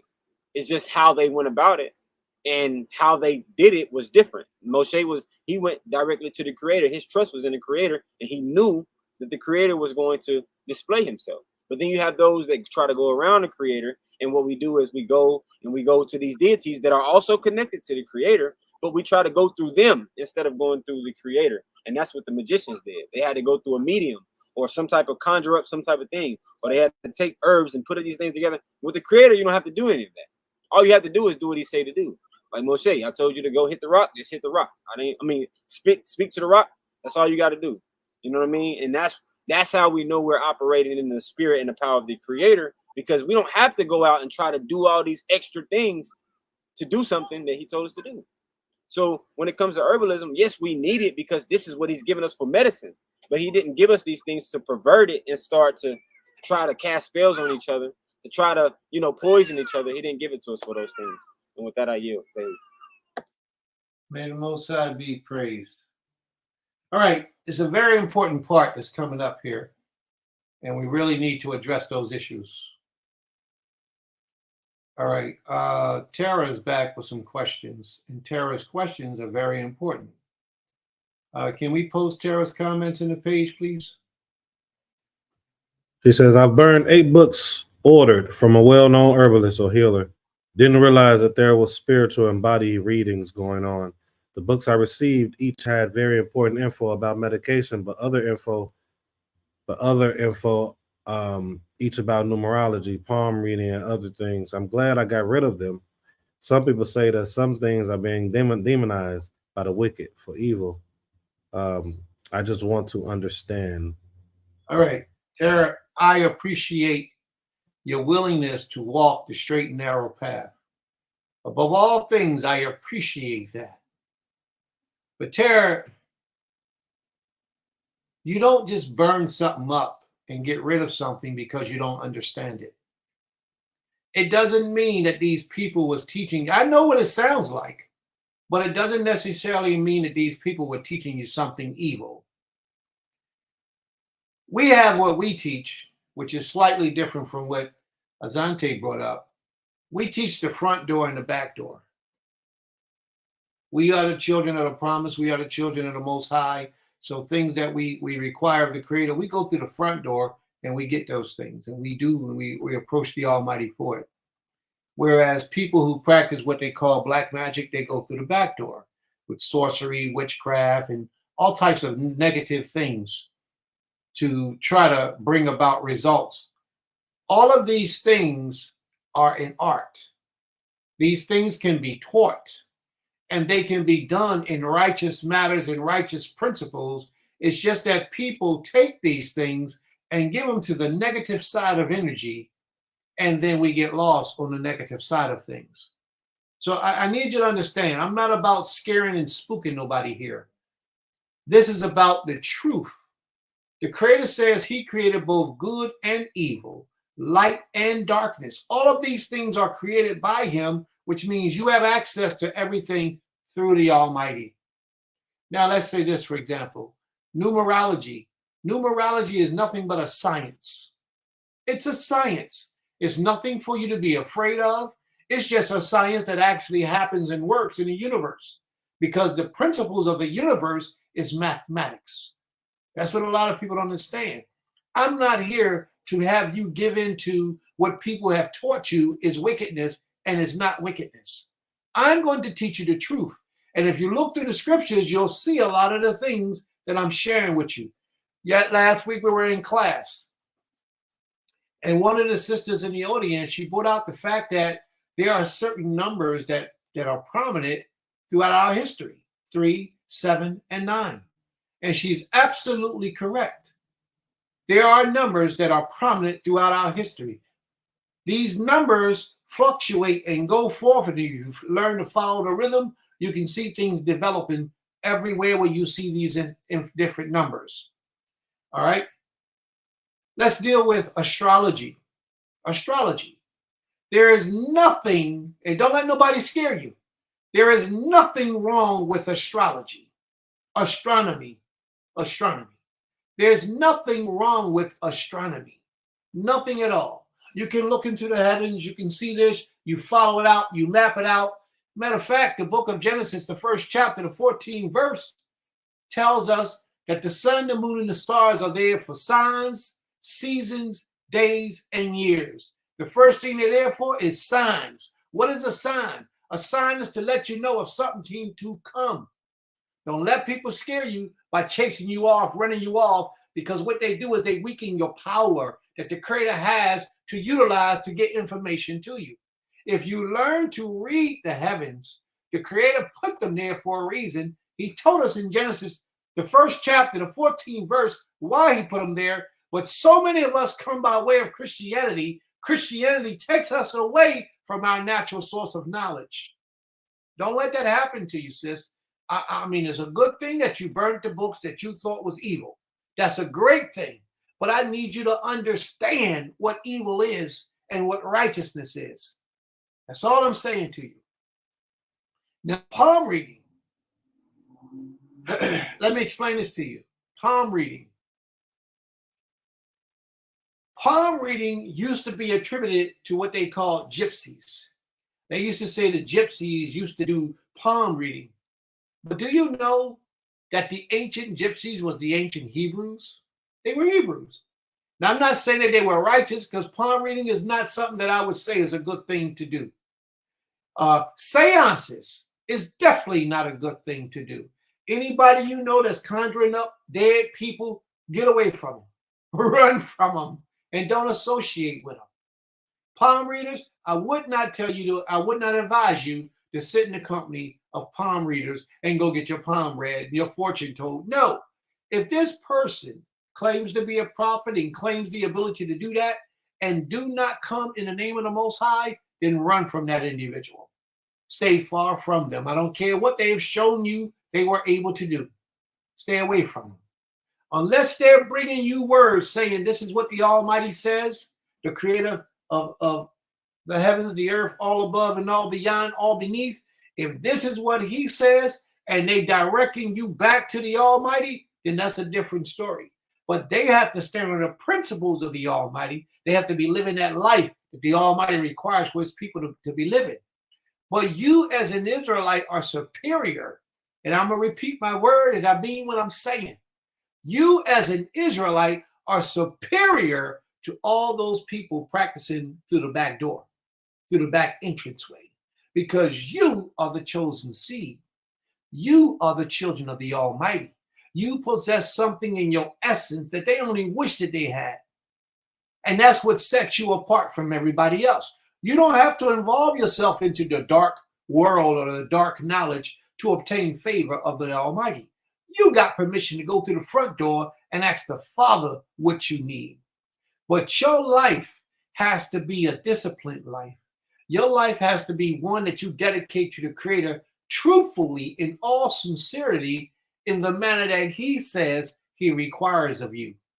Part of the problem why a lot of our prayers are not being answered because we want to do things the way we think things should be done and just approach the Creator and ask him for things. That's not how he said he wants you to do it. So you have to do it the way that the Father says for you to do it. By coming to these classes, you learn what the Father says, how he requires of you and what he wants from you. You learn what the Father says.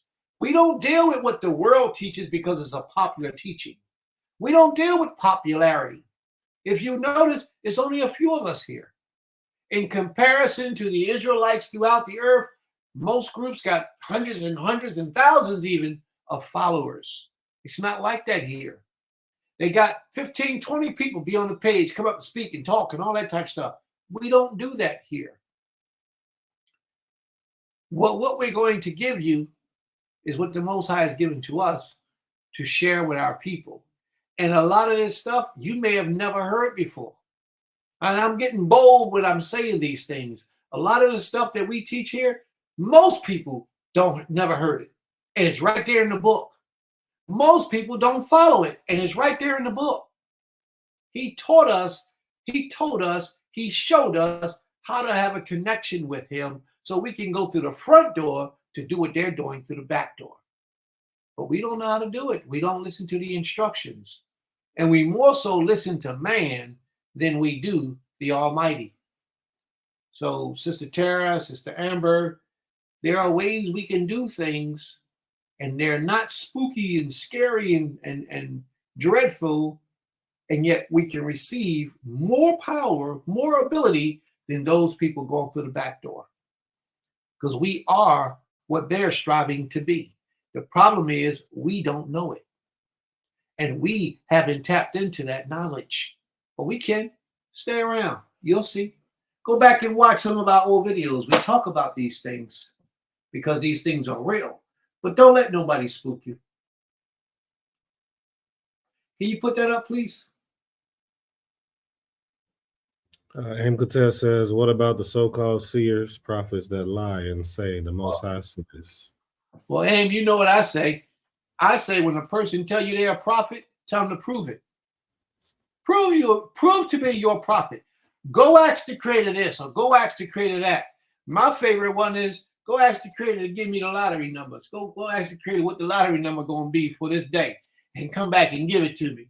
And if I hit, then I know you're a prophet. If I don't hit, then get away from me. I ain't trying to hear from you no more. But that's what you do, Aim. You make this person prove that. Let me clear the platform for a second. If somebody comes to you and say, I'm a prophet, I'm a priest, I'm a king, you accept them for whatever they say until they intrude on your well-beings. Once they begin to intrude or demand something from you, then you ask that person to verify who they are. Ask them to prove it. Just like if this brother say he's a Levite, ask him to prove it. Verify. Go to the Most High and ask the Most High this. Ask the Most High that. Or ask the Most High for a sign. Just like Moses did. Ask him for a sign to show me that you are a prophet of his. Because a lot of people can be a prophet, but don't mean they're a prophet of the Most High.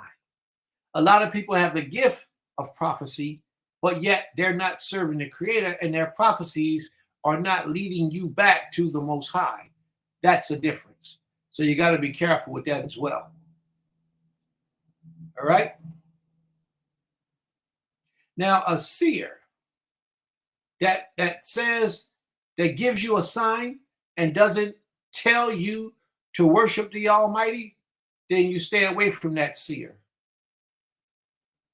Some seers will come and prophesy and it will come true, and they'll try to get you back into the churches or worshiping somebody other than the Almighty. The Most High has a whole chapter for them in the book of Deuteronomy, the 13th chapter. So if you get a chance, go to Deuteronomy, the 13th chapter and read, and you'll see what you do with those prophets. That's it. I keep getting Okay, thank you. I keep getting different messages about these things, and I know that we can look at the eyes and other parts of the body to see what is going on internally. I want to know and help others. And you are right on point, sis. You're on point. Study your knowledge, learn your knowledge. But before you read any of them books, ask the Creator for protection. And ask him to give you the understanding so that you can help the people. Because it's all about the people. You can't take what the Creator give you and use it on yourself because it ain't about you. It's about him giving you this knowledge for the people and not yourself. And that's where so many of our people go wrong. Because so many of our people think that they can use this on them, and it's not for them. It's for the people. You have to remember that. All right? All right. Is there anything else?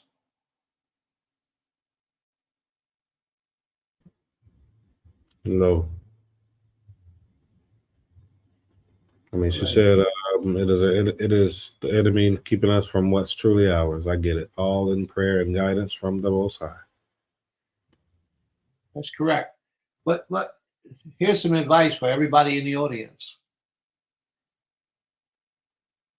Don't talk about being a child of the Most High. Do it. Be it. Be the example that the Creator will want you to be for the rest of the world. Women, if you're not married, you shouldn't be having intercourse. You should be celibate.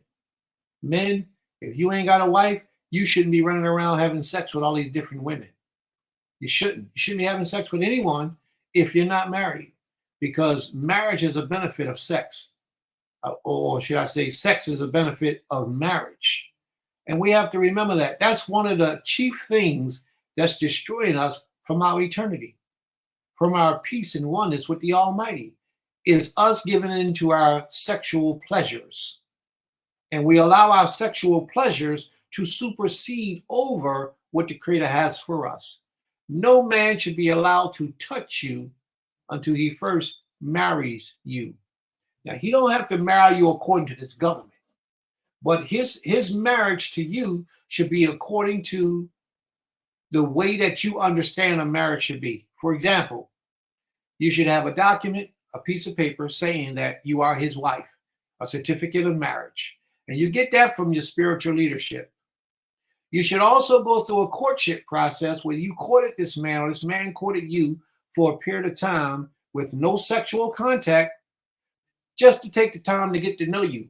And that courtship should be supervised. It should be supervised. Doesn't always have to be supervised depending on who you're dealing with. But if you're dealing with a regular average guy, it definitely should be supervised. You have to be able to watch what you're doing. Not only that, but he should be a man of means. If he's a man, he is of means. He should be a male of means, which means that he has the ability to provide for himself as well as provide for you and any other women that he may have as his nashim, as his wives. And if he gets you pregnant or if he impregnates you, he has to be able to provide for you. See, if you have a man that's a covering over you, that's watching over you throughout your life as a covering, as a spiritual father or a covering to you, he will make sure that that man is equipped properly, mentally, physically, emotionally, and financially to provide for you. But you have to submit yourself to your covering will. And that's what I've learned that a lot of young ladies today don't want to do. They don't want to submit themselves to the authority of another man. They want to do what they think they want to do. And that's not how our Israelite culture is. Every woman in Israel has a man over her as a spiritual covering. Every woman in Israel has a man over her. She's supposed to. And if she doesn't, it's because she's being defiant to the word of the Almighty.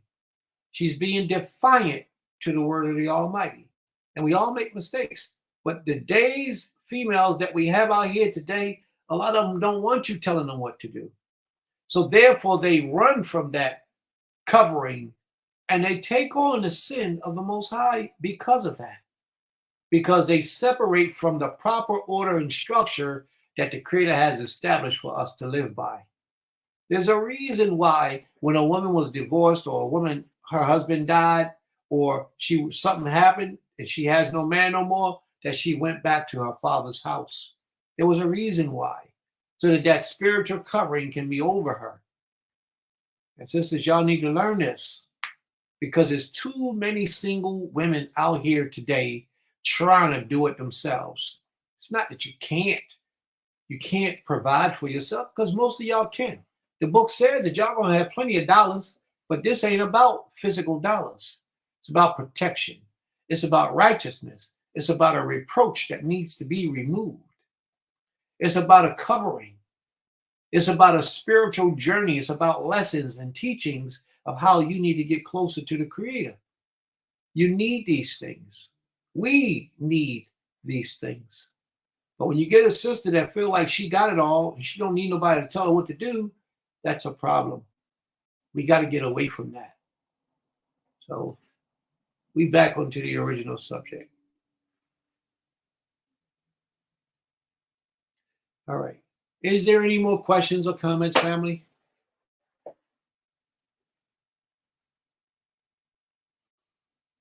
Are there any more questions or comments? If not, we're going to take our break now and come back at the 4 o'clock hour. May the Most High be praised. To the Rabbah family, we see you all at 4 o'clock. And at 4 o'clock, we'll be dealing with the book of Exodus, chapter 4.